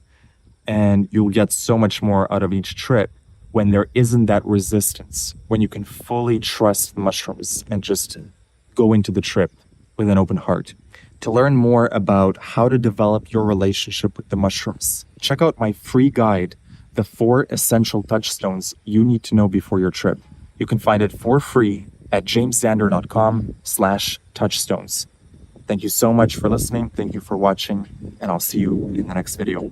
I just came back from an epic mushroom trip, and in this video, I want to talk about some of the things I've noticed repeat across all my trips. Patterns, symbols. We're going to talk about the holographic reality, escaping the default mode network, unlocking the suppression circuitry in your brain, accessing the God mode of your reality, taking the limitless pill, and much more. So stay tuned till the end because there's a lot of juicy, shroomy insights in this video. So let's dive into my 6 favorite aspects of mushrooms. Number 1, we've got to talk about the 3D. Anyone who's done DMT or mushrooms knows what I'm talking about. When you're tripping, everything becomes more 3D than 3D. It's almost like you get access to this holographic reality. This is especially apparent on DMT, but ever since doing DMT, it's also come up on mushrooms for me. It's one of the most fascinating parts for me because of how consistent it is. Every time I trip, it's exactly the same geometric patterns showing up across reality. It feels to me as if I'm tuning into the raw substrate layer of reality that's underneath the default mode network. It feels like what I'm seeing on mushrooms are the raw pixels. That's the true reality. Whereas what we see in our day-to-day life is more like more like a painting or a dream. It's painted in a little bit. And I think it's because if we were seeing the raw reality all the time, we literally would not be able to get anything done. We would just be fascinated by the lights and the energy and the frequency of things rather than playing the video game of life. But on mushrooms, you are seeing the frequency. You're seeing the hidden patterns in everything. You're essentially seeing the zeros and ones of reality. One of the reasons I believe that we live in a hologram, some sort of illusion for the soul, is because I see it all the time on mushrooms. And it feels more real than reality. It feels like what I'm seeing on mushrooms is the true layer of reality. And maybe there's layers underneath. Certainly on DMT, it feels like you go several layers deeper than mushrooms. Maybe on Bufo or 5-MeO DMT, you go to the very source layer, which is where you connect with God, the all that is, the infinite. So I think there's levels to this, but mushrooms are such an easy gateway to the first few layers underneath reality. And then DMT takes you further. And then Bufo takes you even further. It's always been one of the most fascinating parts for me, just studying the way reality changes, the way it morphs, and that it's not random. Every time it's the same patterns, the same type of visuals. I almost feel like a scientist going with my magnifying glass and looking at reality through the mushroom eyes and being able to study it. It's such a blessing to be able to see reality in such a raw form that we usually don't get to see in our waking life. Another thing I noticed visually about mushrooms is everything becomes more orderly on mushrooms. So in our day-to-day life, you have the artificial world with the hard edges, and you have the natural world with curves and flowy lines, like if you compare a tree to a building. But on mushrooms, it feels like both worlds unite, and there's a geometric cohesiveness to everything, both the artificial world and the natural world. It's as if you're on a Wes Anderson movie set. Everything is symmetrical. Everything has a certain beauty to it. Even things that would normally look chaotic or messy, there's a sense of orderliness on mushrooms. That's really special to see, and I wish everyone could experience that. Number 2, access to fresh thinking. This is my favorite part of the mushrooms. Mushrooms unlock fresh thinking. See, in our day-to-day life, we become habituated to certain patterns, certain ways of thinking. And the older you get, the more habituated your thinking becomes, generally speaking. We just know too much, and that can be a blessing and a curse. It's a blessing because you have a lot of experience. You have wisdom that you've gained through life, and that informs your decisions, and it informs how you navigate life wisely. But it can also be a disadvantage because you lose the ability to see things with fresh eyes. What the mushrooms do so well is they give you the fresh eyes. I think a lot of insights on mushrooms come from just that quality, the ability to look at your life delineated from your past without bringing all the baggage and the cruft of your habitual thinking to your experience, but to be able to see your challenges and your blessings through completely fresh eyes. This gives you fresh perspectives, it gives you insights, it gives you the ability to find new solutions. This is why I get so excited before a mushroom trip, because although I don't know what's going to happen, I know that I'm going to see things with fresh thinking and that it will illuminate to me things that I've forgotten, things that I've not seen, obvious things that my habitual default mode network is not allowing me to see. Number 3, unlocking the inner suppression circuitry of your brain. So in our day-to-day life, we are operating in our default mode network. Every day you have thousands of thoughts and thousands of ideas for potential actions you could take. But most of those ideas you're suppressing or rejecting. So if you've ever had the thought of, I should call that friend. And then the next thought is, nah, maybe not. Maybe they don't want to hear from me. Or if you've ever had the thought of, I should start this business. And the next thought is, nah, that's a little bit too risky. That's suppression in action. Most of your ideas, even when they're good, your brain is going to try to shut down. It's going to try to protect you. It's going to try to keep you safe, keep you on the habitual track. And what mushrooms do is they unlock that suppression circuitry. So no longer you're suppressing every single idea. Now you're activating ideas. Now you're able to follow through on ideas. And I noticed this especially in the first few hours after the mushroom trip ends. I'm so open-minded. Any insight or fresh idea that I had on the mushroom trip, I'm ready to act on it immediately. And that effect continues to the next morning, and it generally continues for a week or 2 weeks. Not as strong as the first day, but for the next 2 weeks, I'm more open-minded. I'm more willing to say yes. It's like that movie Yes Man with Jim Carrey. The mushrooms put you in a yes mode. The mushrooms churn down the hesitation and they churn up the yes. Yes, go for it. Yes, you can do it. There's a feeling of flow. There's a feeling of being unblocked. That is one of my favorite parts of the mushrooms. They completely unblock me. And for 1 or 2 weeks, you get this extraordinary magic flow in your life. And if you integrate the lessons, if you practice that state, you can actually extend it beyond the 2 weeks. You can start to have these months and seasons of flow. Imagine you're hiking through a forest and you come to a fork in the road and there's 2 trails. One of the trails you've walked thousands of times. The other trail is foreign. It's new to you. Your brain is going to habitually choose the familiar trail. But after a mushroom trip, you're more open-minded. You're more willing to explore the new opportunities, the new ideas. And this is actually the part of mushrooms that is life-changing. 1 week of making new decisions can completely change your life. One idea that you say yes to could completely change the trajectory of your life. So this is not a small thing. This is actually perhaps the biggest change that the mushrooms actually instigate in your life is they allow you to say yes to life. They allow you to say yes to the opportunities. They allow you to churn down the fears, the hesitation, the lack of decisiveness, and they allow you to step into the greater you. These are the decisions that change your life, the new and unfamiliar. When your suppression circuitry is unlocked and you're able to just say yes to things, that's when your life changes. And that's been one of the biggest benefits of mushrooms for me. Number 4, the limitless pill. Taking mushrooms feels to me like the limitless pill from the movie Limitless with Bradley Cooper. Or if you've ever watched the movie Lucy, where she expands her brain's ability to perceive and to hold more information. That's exactly what mushrooms feel like. It literally feels like getting access to limitless thinking, limitless intelligence, limitless downloads, connection to the universal mind, where you can get ideas that would never come to you in your sober state, but you're tuned in, turned on, plugged into source, and now these ideas are torrenting, downloading into your system. The way my brain is able to synthesize, process information, and download information is on another level. I would describe it as operating from God mode. So in your day-to-day life, you're operating from your human mode, your avatar level. It's like you're a character in a video game. But for a few glorious hours on mushrooms, you get access to God mode. You're able to see the entire game. You're able to access different timelines and how certain decisions you make now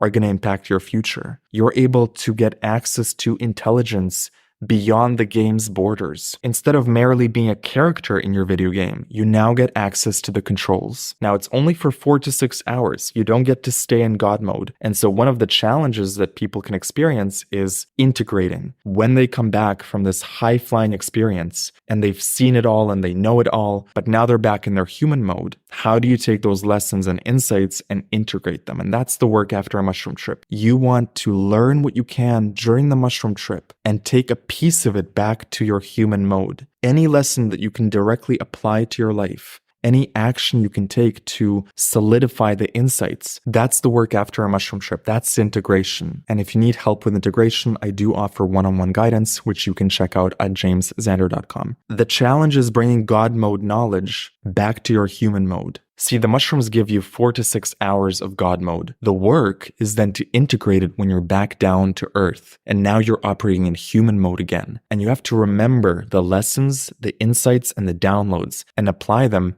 as your human self. And so the key is to maintain that frequency that you experienced for 6 hours and bring a piece of it back with you. And as much as possible, you want to operate from that knowing, that conviction that you experienced in God mode. You want to bring that conviction back to your human mode and operate from that expanded self in your day-to-day life. Number 5, clearing out the RAM. I love this about mushrooms. They are amazing housekeepers. Every time I do mushrooms, it feels like my system has been reset. My RAM has been cleared. The cache has been cleared. In our day-to-day life, we pile on so much baggage and so much cruft and so much old thoughts and habits. And I feel like the mushrooms do such a good job of clearing the mental clutter and also the physical clutter and the digital clutter. I find that I am so motivated to clear out my home and my digital space after a mushroom trip. It's almost like the mushrooms are guiding me and they're saying, you don't need this, delete this, get rid of this. They want focus. They want clarity. They want to guide you to more simplicity. I find myself highly sensitive after a mushroom trip to all the old things that no longer resonate, that are holding me back, that in my default mode, I may not be as quick to get rid of them or to delete them. But after a mushroom trip, there's this sense of delete, delete, delete, simplify, get rid of the old, make space for the new. It's like clearing out your cache or clearing the RAM of your computer, closing all the old browser tabs, closing all the apps, and then everything starts running more smoothly. Mushrooms like clean thinking, no messiness. Number 6, conviction and belief. Mushrooms infuse me with extra levels of conviction and belief. Belief in my vision, belief in myself, belief in my goals. That is a priceless gift from the mushrooms. This ties into the God mode that I was talking about earlier. On the mushrooms, you get access to extraordinary levels of conviction. You see your vision. You see the future timeline, your highest destiny. The mushrooms infuse you with the knowing that it will happen, the knowing that you can get there. It's like the mushrooms are telling you, just keep going. Keep going. Here are the lessons. Here are the clues. Keep following the breadcrumbs of clues from reality, and you're going to reach your goal. You just know that things are going to work out. In fact, sometimes you literally see it. You see the vision of the future play out in your imagination on the mushroom trip. You see all the possible timelines, all the decisions you have to make. And then you come back down to your human mode, and then you actually have to make those decisions, make those hard choices, be disciplined, keep going, persist. What the mushrooms give you is they give you that renewed sense of clarity, renewed sense of conviction, and renewed sense of belief. Belief in yourself and belief in your mission. Conviction is the key. It's everything. If you know it will happen, it will. If you believe it, you will have it. This applies to everything you're going for in life. You have to believe 1,001% in what you're doing. And reality will match your conviction. It'll match your belief. You've got to hold on to the frequency of conviction, of absolute faith, of absolute belief in yourself, in your goals, in your vision, and in your mission. Believe 1,000% in what you're doing. You've got to act from a place of absolute conviction and faith that what you're doing is bringing you closer to your destiny. So that's the lesson I'll leave you with. Let me know what your favorite aspects of mushrooms are. What benefits and patterns and symbols have you noticed in your psychedelic journeys? Let me know in the comments. Hello, beautiful soul, and welcome back to the Microdose, where we dive into all things psychedelics, all things spiritual, and how psychedelics and spirituality go hand in hand, and how the plant medicines can open our heart and connect us deeper to our soul. So today I wanted to do a short episode to describe a phenomenon that my friend Alicia, we were having a chat the other day, and she was describing her experience with mushrooms, and that in the beginning of a mushroom trip, she often experiences what she calls the dark tunnel or the subway.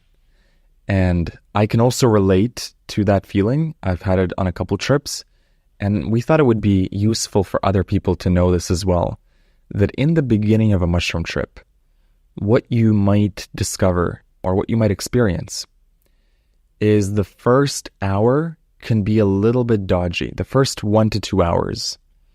I often call it finding one's wings. And it can feel a little bit confusing. It can feel like your brain is scattered.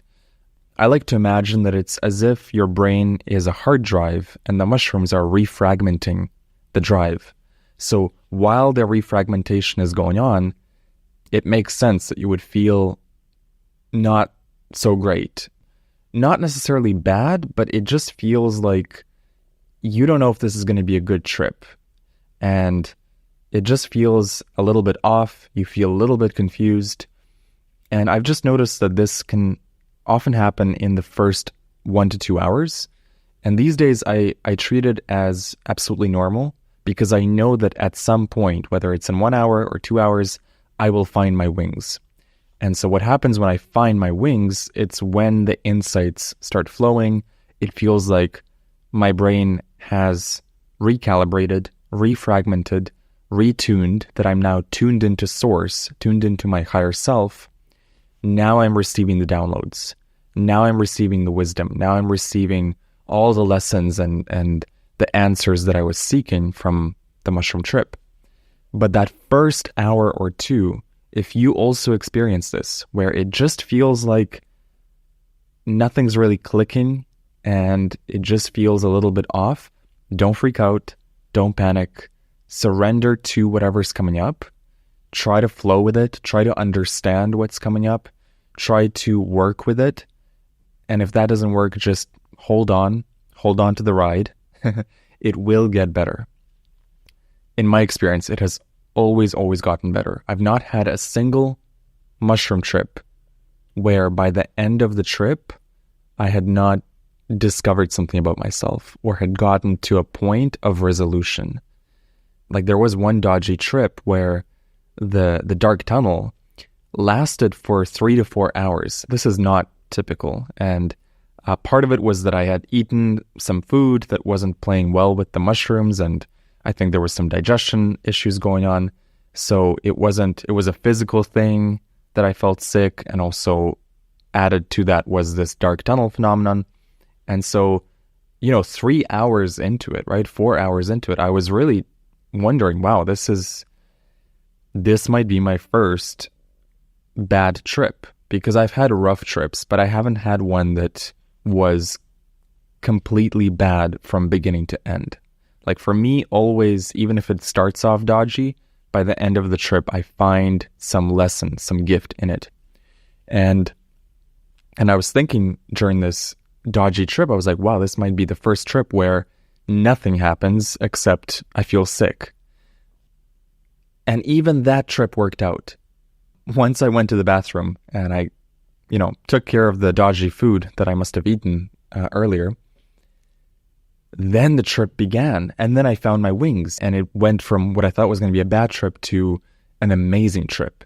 So my advice to you is, if the trip starts off dodgy for whatever reason, maybe you feel physically nauseous, maybe you feel mentally nauseous, maybe you feel scrambled, just hold on. Just stay with it. Don't panic. Don't freak out. Try to put on some music that is soothing. Try to drink some water. Try to comfort yourself in any way that you can. But mostly just sit with it. Sit and meditate. And don't allow yourself to be roughened up by that first hour. Just allow it to pass through you. The other theory I have around that first hour is, I often think of it as, it's where the BS from your life is floating up to the surface. So anything that you didn't want to look at in the last week, in the last month, in the last year, everything that you've been kind of avoiding, everything that you've been avoiding looking at, it all floats up in the trip. And that is where the work happens. That first 1 to 2 to 3 hours, I feel like that is where you are looking at your own BS and you are working with it, and the shrooms are guiding you, and they can be a little bit stern, but they're showing you the truth of who you are. Not just your light and your loving aspect, but also all the times you lied, all the times you didn't keep your promise, all the times that you stayed angry or resentful at someone for no good reason. And newsflash, there is no good reason to stay resentful at someone. So the shrooms they're truth tellers. They will not let you off the hook. So if you're going into a shroom trip and you've got some issues in your life, and don't we all, just be prepared for that. The shrooms will sometimes kindly and sometimes sternly They will point out the issues in your life. And they're not doing it out of any sort of punishment. They're just doing it to show you the truth of who you are, and because that is the only way that you can grow.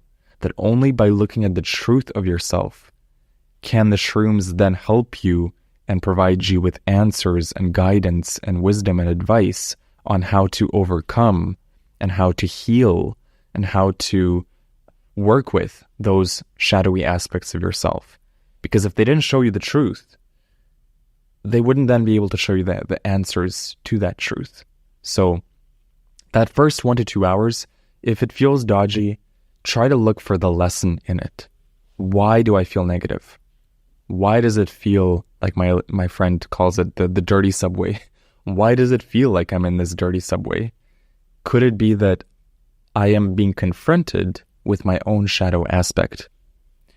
And am I really looking at it? Because the last thing you want to do in that first few hours of the trip is resist. Because resistance causes a rough trip. If you surrender to it and you accept the lesson and you accept what's been shown to you, it will be maybe a difficult trip, but a smooth ride. There may be some difficult lessons, but it will be as smooth as it can be for you. Whereas if you start resisting and you want to look away and you don't want to look at yourself fully, that resistance, it can cause a little bit of roughness or a lot. So my advice to you is, whenever the trip feels dodgy, for whatever reason, and whether it's the first hour or the middle of the trip or the last bit of the trip, if you feel some sort of negative emotion, use that as a lesson. Look at it closer. Get curious about it. What is it about this that is asking me to look at it deeper? What is it about this aspect of myself that is causing me to feel negative emotion? And why? Why am I being shown this? And if you just get curious about it, you will actually get a lot of insights and lessons just out of that aspect of the trip, even before the downloads come, and the cool insights and the advice and the visions and the cool geometry. Even before that aspect, you just by looking at the dark aspects of yourself, if they come up, you can learn so much. Essentially, a shroom trip is all about becoming more self-aware. The shrooms are the truth tellers. You are the avatar here on planet Earth playing out your life, and the shrooms are like little video game cheat codes. They plug into your system. They show you what your avatar most needs to know and what it most needs to work on. So I hope this advice has been helpful for anyone who has experienced this or is about to do their first trip. Just be aware, the first 1 to 2 hours can be a little rough. Not necessarily. Sometimes it's a very smooth ride for me. Sometimes it's very light and euphoric from the get-go. But there are times where it can be a little bit rough, and don't freak out. Don't panic. Always know that there is an arc to a trip. It's never the same for 6 hours. I guarantee you that. There's many things I cannot predict about a mushroom trip, but one thing I know for sure, you will not feel exactly the same negative emotion for 6 to 8 hours straight, unless you're resisting for those 8 hours. But if you flow with the trip and you get curious and you surrender and you come to the trip as a student of life, being ready to be taught, there's an arc to it. You might experience some negative emotion in the beginning. You'll find your wings. You'll have some euphoric moments. You'll have some insights. There will be ups and downs, but through it all, it will shift and morph with you and with your emotions and with your thoughts and with your energy. So work with the shrooms. Don't resist. I hope this has been helpful. You can find me at jamesxander.com if you have any questions or feedback. I also run another podcast called The James Xander Trip, and that's where I dive into psychedelic discussions with guests from all walks of life. And we go really deep, for 1 to 2 hours. We dive into their spiritual life, their psychedelic journey, what they learned about their mind and love and relationships, and it's a trip. So if you're interested in that, search for the James Xander Trip on Spotify, Apple, or YouTube, and I'll see you in the next episode. Thank you so much. Much love. Hello, beautiful soul. Welcome back to the Microdose, where we discuss psychedelics, spirituality, mindset, and how to navigate the hologram of reality, and how to leverage these amazing plant medicines, whether it's mushrooms, DMT, ayahuasca, to make the most of your life and to reach the pinnacle of your soul's evolution. So last night I had a mushroom trip, and I wanted to do a quick episode to discuss some of the lessons that I learned while they're still fresh in my mind. So first things first, this mushroom trip started off really slow and gentle. Sometimes when that happens, and I can feel it kicking in, but it's not really kicking in quickly the way like a really strong trip can just, within 20 minutes, you're flying. This one was taking a while, and I remember feeling a little bit frustrated because you're in that in-between place. You're not fully sober and able to use your logical reasoning mind, but you're not fully tripping and tapped into your higher self, your higher intelligence, source, divine love, God, whatever it is that you're communicating with. You're sort of in an in-between state, and it can be a little bit frustrating because you can feel like you're stuck, especially if any negative thoughts come to mind and you start going deeper into them, you start looping them, the problems of your life, the challenges you're facing, they all start floating up to the surface, which is good. But the mushrooms have not kicked in quite fully yet. And so you're in this soup of challenges and issues and things you've been thinking about, but without the guidance of the shrooms. I remember feeling frustrated, and I had to remind myself, okay, we've been through this before. When a trip takes off really slowly, it can feel like nothing's happening. It can feel frustrating. I had to remind myself to just stay put and just ride it out. And, if you've listened to my podcast, I talk about surrender all the time. This is where surrender comes in. This is in the moments where you feel stuck, you feel like nothing's moving, you feel like things are floating up to the surface, but you don't have the tools to deal with them. That is the moment where you surrender and you trust that the trip has just started and you don't know where it's going to lead. Actually, one thing that helped was I looked at my timer, because I always set a timer on my phone when I start tripping. And I looked at it and it's only been 1 hour. And I was like, oh, okay. Because, time expands even in that first hour.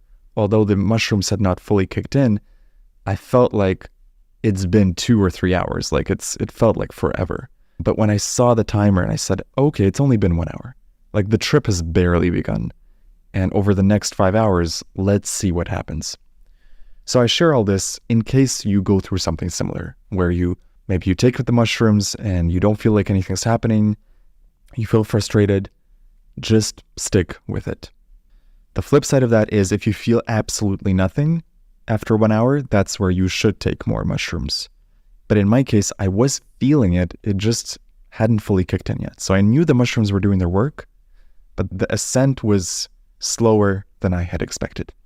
The second lesson that came up was I felt like in the beginning, the mushrooms were not strong enough. I wanted to have a strong experience, and I was getting a medium experience. Again, there's this tendency to be a little bit frustrated because, you've made time and space and energy for this trip. You planned it all out, and it's just like the dose is not enough. But later on in the trip, I realized what a blessing that was. Because later in the trip, I decided to go outside and go to the beach. And if the trip was really strong, I would have probably stayed in my room the whole time. I would not have felt capable of going outside and interacting with the outside world. It would have been way too risky. But because it felt like a more gentle / medium type of trip, that presented the opportunity to, hey, let's go to the beach. Let's experience the ocean. Let's experience the sand. Let's experience the power of nature. And because I was not, fully gone and flying off to Mars in this trip, it was a blessing because I felt safe and I felt like hey, I can experience this. So that's the other lesson for anyone who might be tripping, is look for the blessing in everything. If the trip is not as strong as you wanted, hey, maybe that's a good thing. Maybe something good will come out of it. Maybe it'll allow you to do something like it allowed me to go outside and feel safe and experience nature rather than staying inside in my room. So look for the blessing. Look for the blessing, because nothing is by accident. Everything happens for a reason. If the trip is not strong, or if it's gentle, or if it is strong, it's all there to guide you, and it's all there for your benefit. One other thing I noticed was when I was waiting for the trip to kick in, I went on my phone. I didn't feel much and I wanted a bit of a distraction, so I went on Instagram. And of course, Instagram always knows when I'm tripping. I don't know how this happens. Every time I trip, Instagram shows me the most spiritual, esoteric quotes from the gurus and the masters, and like everything spiritual that you can imagine that's super woo-woo. The algorithm just serves it up on the mushrooms. And that doesn't happen every time I go on Instagram, but it absolutely happens every single time that I trip. I found that quite funny. Somehow Instagram is able to know when I'm tripping. And so I went on Instagram and I started reading some quotes. A lot of quotes from Joseph Campbell started showing up about the hero's journey, what our soul is here to do. I mean, I have not read a lot of Joseph Campbell, but after this trip, I absolutely want to get into him, because what he describes about the hero's journey is so applicable to anyone who is on the spiritual path, and anyone who is doing plant medicine, anyone who is seeking God. All of these different facets of life, somehow Joseph Campbell captures it in his writing, and it's incredibly beautiful. But the reason I bring this up was, and this has happened a few times in other trips as well, when I read quotations from the classics, from Ralph Waldo Emerson, from Neville Goddard, from Joseph Campbell, from these masters and teachers, whoever you resonate with, you don't have to use the names I've been mentioning here, but whose ever writing touches your soul, I find that it's really helpful to read some of those quotations either before the trip or as you're starting to trip. Because those words, which are touching your soul, they're going to infuse your trip. It's like the opposite of seeing something bad and having it affect your trip. It's like you're seeing something good, something inspiring, something that makes you think, something that touches your heart, something that causes you to zoom out and see the bigger picture of your life. And Joseph Campbell is so good at that. You read his work and you feel like you're just looking at your whole life from this zoomed out spiritual perspective. And those words, they infuse your trip. So I think what I'm going to start doing from now on is every time I trip, I think I'm going to start by reading some spiritual text or some author that I really like, just infuse their thoughts and their writing into my mind and let those words guide me through the trip. And so for anyone who isn't sure what to do before the mushrooms kick in, maybe use this technique. Go to your favorite author and look up quotes from him, or open your favorite spiritual text and just read a few paragraphs. And eventually the mushrooms will kick in and you won't be able to keep reading because your mind will be racing off into another direction, but it'll make a difference in your trip. Because the worst thing you can do, I think, is while you're waiting for your trip to begin is to start reading your WhatsApp messages or go on your email. You really don't want to be doing that. That's playing with fire. You're just getting a bunch of random inputs from different people who are trying to reach you. It's not really productive. But reading your favorite author's work, or just even a few quotations, or even a poem that inspires you, it's almost like you're priming your brain to start thinking more holistically, more universally, and tapping into that spirit within. When I got to the beach, I was amazed by the beauty of the ocean and the beauty of the stars and the little tiny specks of the ships in the distance. And I was seeing everything so sharply, more 3D than 3D. Anyone who's done mushrooms will understand what I'm talking about. It's like things pop out holographically beyond the normal 3D level that you get in sober reality. It's more 3D than 3D. That's the only way I can describe it. In some ways, it feels like you're looking at the true reality, the true underlying reality. It's almost as if in our sober state, we dull down a lot of the visual system and the auditory system. We make life a lot more mental. But on the mushrooms, the mental part of your mind, the one that's maybe the ego, shuts off, it seems, and you're left with a more expanded awareness. And there's this impression that you're looking at the substrate of reality that is underneath the, let's call it the sober layer, the day-to-day layer, the default layer. It's almost like you're looking at the pixels of the desktop icons. Like if reality day-to-day is made out of these icons, the car, the tree, the desk, the laptop, and then on mushrooms, it's almost like things get a little bit more pixelated, that rather than being blurry pixelated, they get sharper, and you're able to see more detail. You're able to see more of the layer that's underneath reality.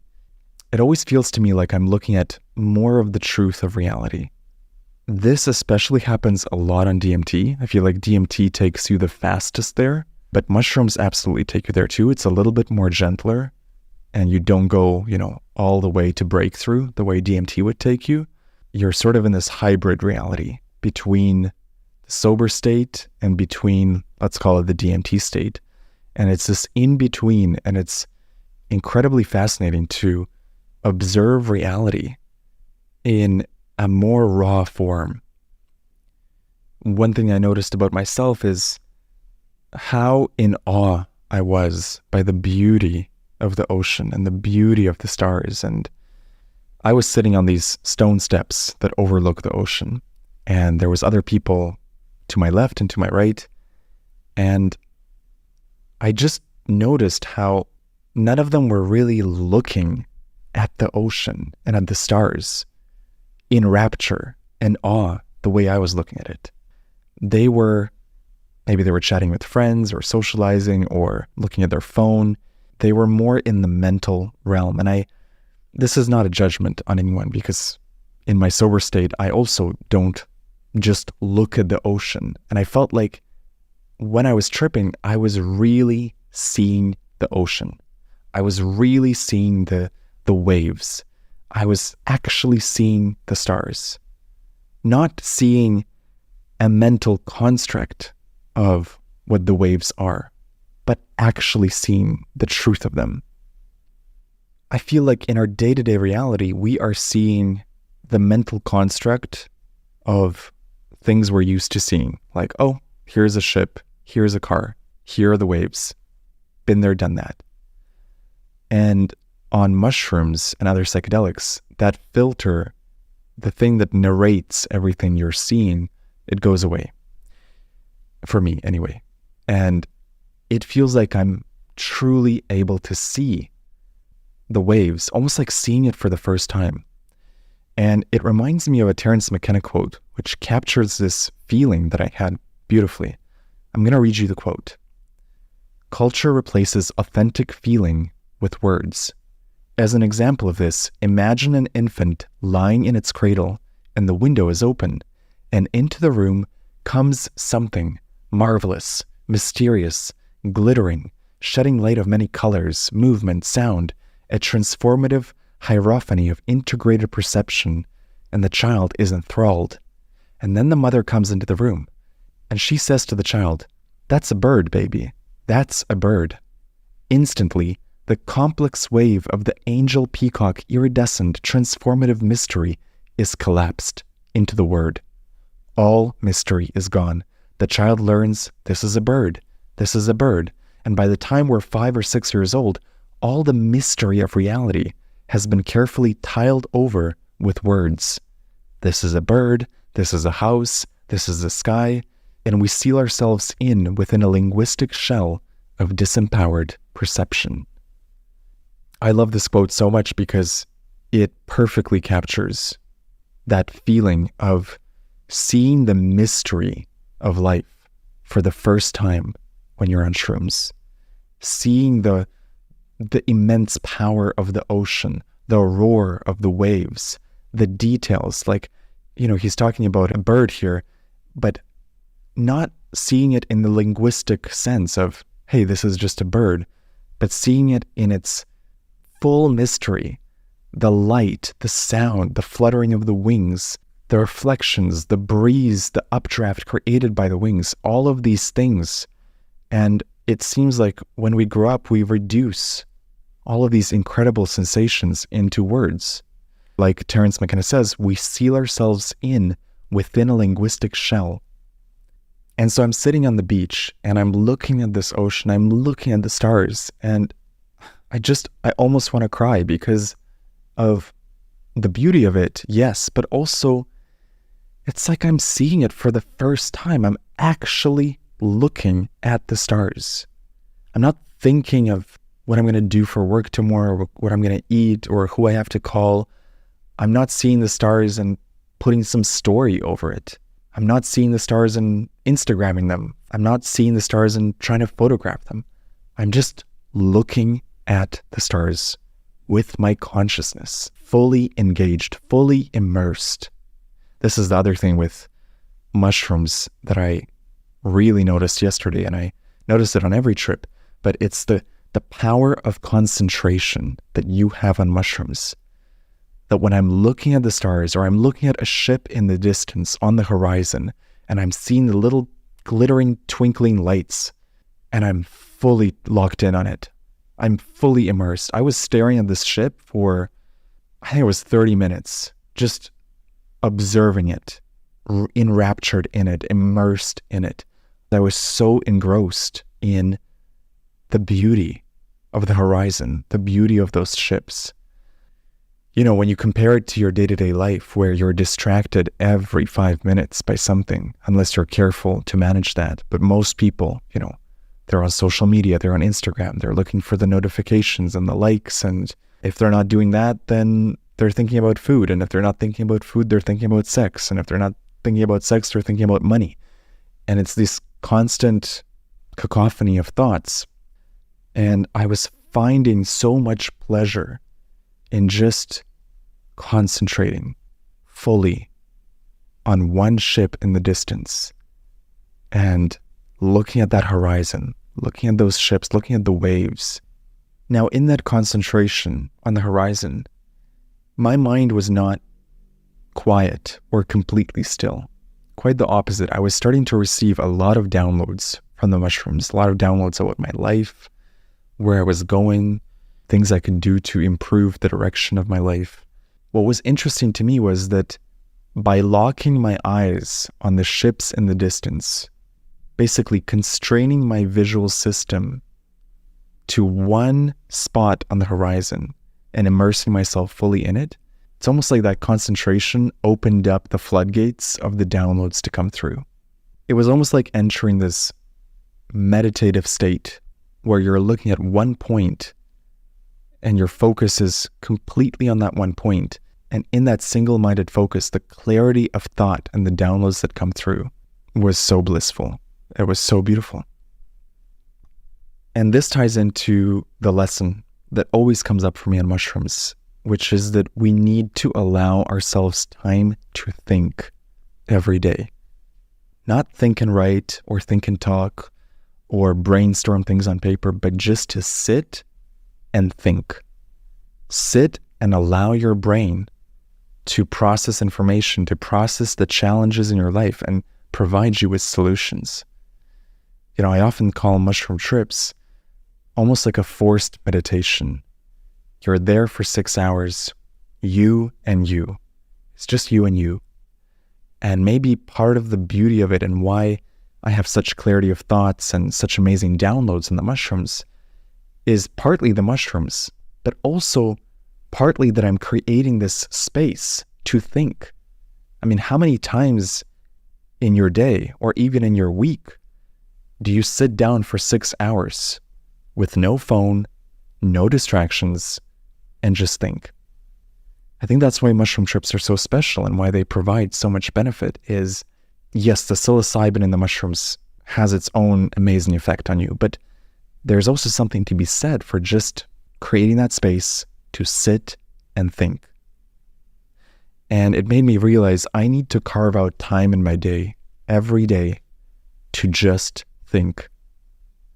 Ideally 1 hour a day, but maybe starting with 20 minutes, to just do nothing, but let thoughts flow through your mind. Allow your brain some breathing room to think and process, to not constantly be inputting things, reading things, watching videos, listening to someone, but to shut off all external inputs as much as possible and go into your mind and just look at what's there. Probably if you meditate regularly, you're chuckling at this point because that's exactly what meditation is, depending on what kind of meditation you do. Some people have different mantras or different things, but one of the simplest ways of meditating is to just lie down or sit down and watch your thoughts pass through. And so if you meditate, I commend you because I think it's probably one of the most important practices you can do. It's one that I don't do daily, and I absolutely should. To me, where I discover the power of meditation is on the mushroom trips, because it truly feels like this marathon meditation, just 6 to 8 hours of being with myself, being with my thoughts, thinking, processing, understanding, listening to my gut, my intuition, my heart, listening to my mind, watching the thoughts pass through, and just understanding myself deeper.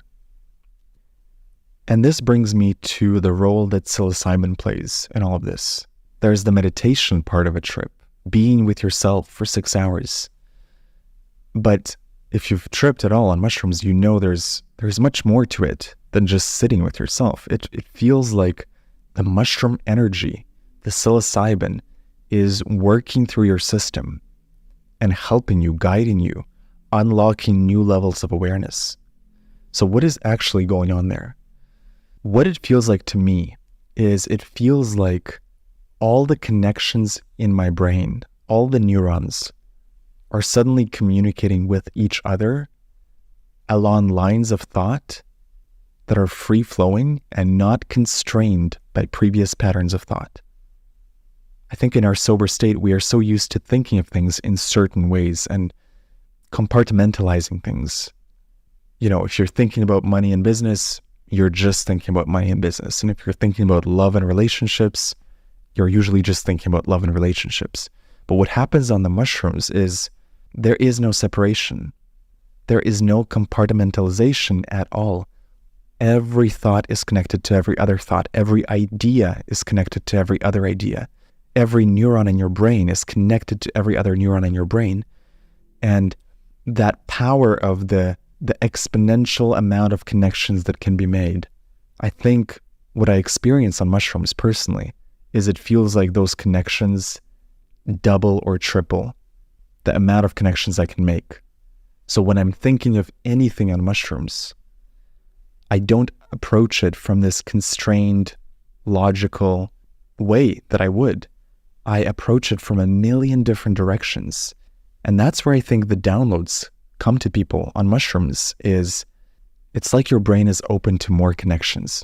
And that double or tripling of the connections, it allows you to look at any problem or any challenge in your life and tackle it with entirely new solutions from entirely new perspectives. This is so incredible, and I wish this experience for everyone. And that's why I'm so passionate about mushrooms and people trying them, because to experience that state where you are tuned in, plugged in, turned on, and your mind is working, it's like the CPU of your mind is working at 2 or 3 times the capacity, and the RAM in your brain is expanded. There's more slots, there's more room to think and to create solutions and to download information. This is truly truly amazing. And it's one of my favorite parts of mushrooms. One lesson that came up in my trip was life is for you. All of life is for you. Everything that's happening in your life, it's for you. And it was so painfully obvious on this trip how I have blocked myself in certain ways and resisted certain things when the whole time life was extending a hand, life was providing a gift, life was providing a lesson. And I just realized so deeply on this trip that, oh my God, all of this, all of it is for me. It's for my benefit. It's for my evolution. And it's a gift. And I want to say the same thing to you. If you're listening to this, all of life is for you. Every single thing. When we get frustrated at life or even annoyed with some mild thing, that's on us. That is 100% on us. It is nothing about life or what's happening on the outside. It is completely us missing the point of the moment. We are literally missing the point. We're missing the gift that is right in front of us. This was another lesson that came up closely tied to life is for you, is the gift aspect. How we're so blind to the gifts right in front of us. The people that are in our life, the opportunities, the blessings. We are mired in thinking of lack and thinking of complaints and thinking of not enough, that sometimes we completely miss the picture.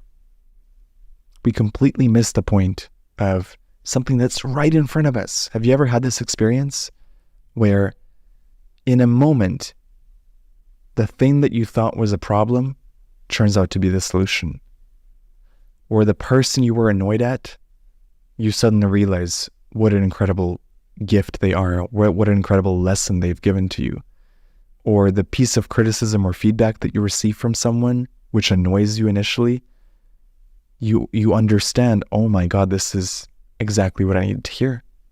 It could not have come any other way. I needed to hear it in this way for it to wake me up. And so if you're listening to this, look at your life. Look at every single problem in your life and ask yourself, what is the problem actually? Or who is the problem? Because oftentimes it's you. You are the problem. The way you're looking at things, the way you're feeling about something, the perspective you are choosing to look at something through, the lens that you are picking up and looking through is creating the problem, because there's no problem on the outside. I admit this is easier to tap into when you're on mushrooms, when you're feeling into and tapped into life and source and spirit. But we must try in every moment of every day to hold on to that perspective, that life is for you, it's all for you, and everything that's in front of you is a gift. And don't you dare miss the point of this. Don't you dare miss the point of the thing that is right in front of you, calling to you, extending a hand to you. That's one of the images that came up to me. It's like life is literally showering you with blessings every day. And sometimes we're just blind to them. And with just a little bit more awareness, wow, the things you start seeing and understanding about your life and how you have been blocking your own blessings. You are the resistance. Life is flowing beautifully, perfectly. The only resistance comes from us. And the final lesson I'll share today that came up from this trip is the idea that you get to do this. There's no shoulds. There's no such thing as I need to or I should do. I need to do this. I should do this. In reality, there's only I get to do this. I get to do this. I get to live in this incredible holographic simulation made of waves of energy appearing to be solid so I can play with them. Everything in your life, if you can picture it as I get to do this, I get to do this work. I get to eat this meal. I get to go to the beach. I get to exercise. I get to move my body. And especially the hard and challenging things, look at it from the perspective of I get to do this. Isn't it amazing that I get to experience this? Not I need to or I should do. There's no such thing. All of that is coming from a lack mentality. It is the resistance that I mentioned earlier. You are looking at life through a distorted lens. Anytime you're thinking of something as I need to or I should do this, distortion, absolute distortion. Immediately get yourself out of that state and look at it from the God perspective. Start saying to yourself, I get to do this. I get to do this. I get to do all of this. There is nothing here that I need to do or that I should do. Every moment of life is a I get to do this moment. I get to do this. So I hope you enjoyed this episode. Thank you so much for listening. If you haven't subscribed to my YouTube channel yet, check me out on YouTube. I'll link to it in the show notes below. And if you're not subscribed to the Spotify or Apple podcast, go to the Microdose on Spotify or Apple and please subscribe. Every single subscriber helps. Finally, if you want to stay in touch with me, go to jamesxander.com and sign up to my newsletter. It's the best way to learn what I'm up to and anything new that I'm doing. Please go to jamesxander.com and sign up. And thank you for listening. You are a beautiful soul. Remember to keep the faith, keep the trust in life, never give up, keep going, and if need be, do a mushroom trip. Thank you for listening, and I'll see you in the next episode. Hello, beautiful soul, and welcome back to the Microdose, where every week we dive into the world of psychedelics, spirituality, mindset, and how we can use plant medicine to evolve our life and our soul. Today, I want to talk to you about the rituals and techniques you can use to make sure your mushroom trip or any psychedelic journey you're doing is the best it can possibly be. What are the things you can do beyond the basics of having a good set and setting? What are the attitudes and the mindsets and the rituals you can bring to your trip that will be the touchstones that guide you during the trip? The first touchstone, and I've talked about this one a lot, but it is so important, is intention. Being intentional about every part of your trip. Where you trip, why you're tripping, who you're tripping with, what is the purpose of this experience. Being absolutely crystal clear about why you're doing this trip.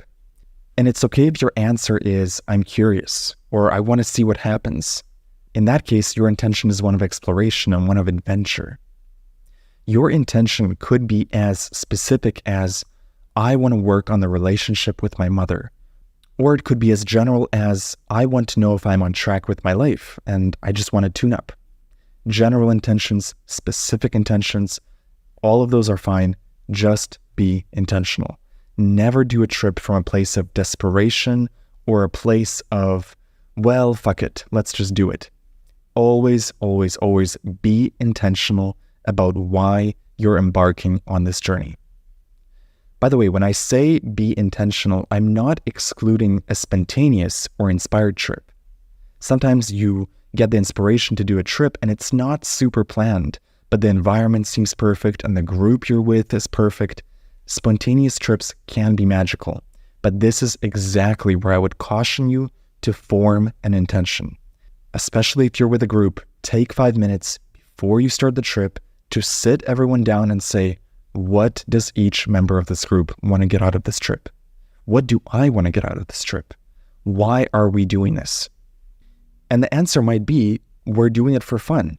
But I encourage you to add another intention to it. Something that you want to learn on the trip. Something you want to discover about yourself. An area of your life that you have found challenging lately and you'd love to unpack it with the mushrooms. Take a moment and set those intentions. I guarantee you it will make a big difference.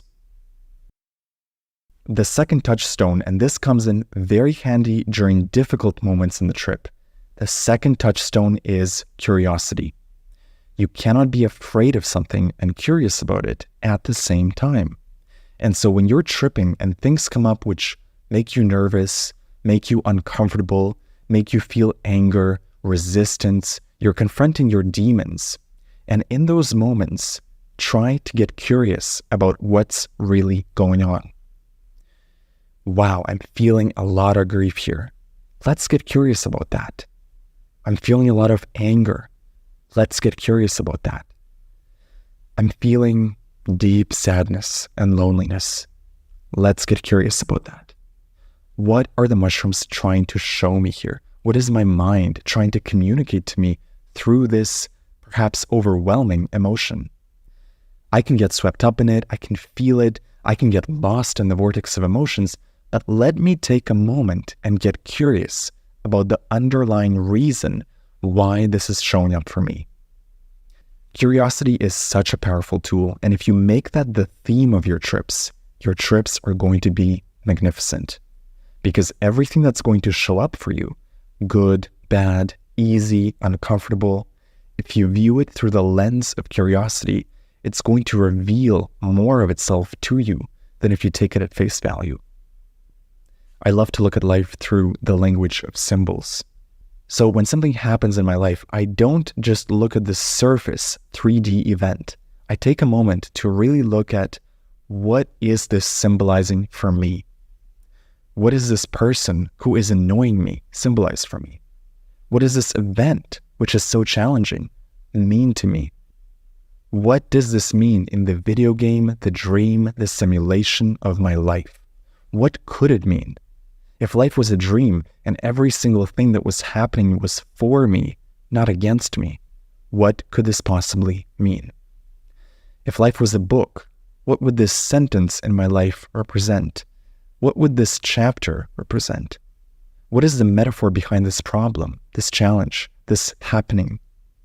And so I take that attitude into my trips and I try to look for the symbols within my psychedelic trip.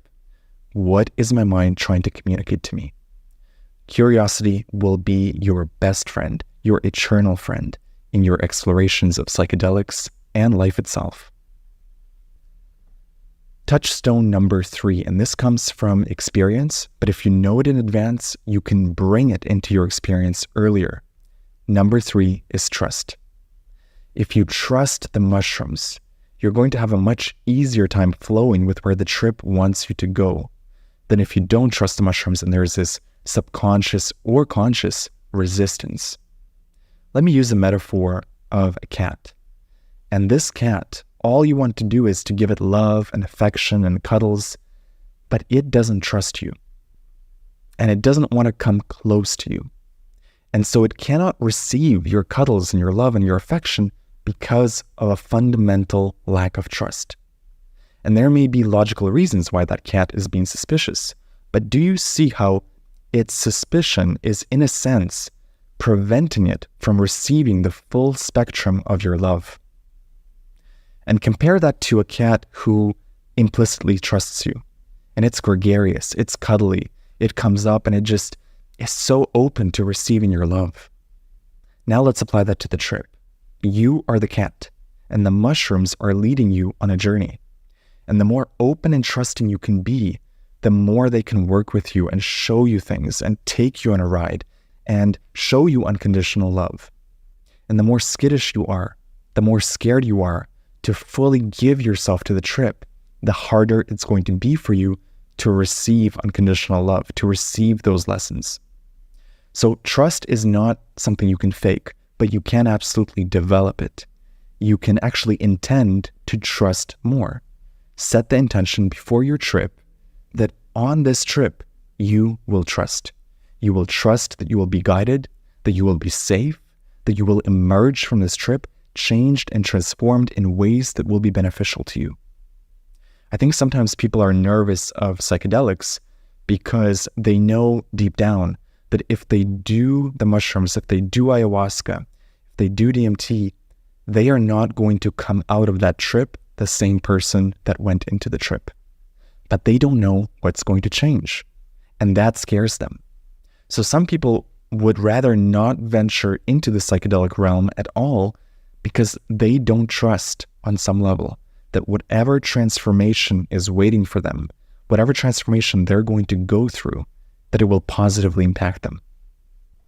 Now, I can only speak for myself, but for me, the changes that I've experienced from psychedelics have been overwhelmingly positive, provided that I have taken care of the basics of safe environment, safe people, set and setting, and intention.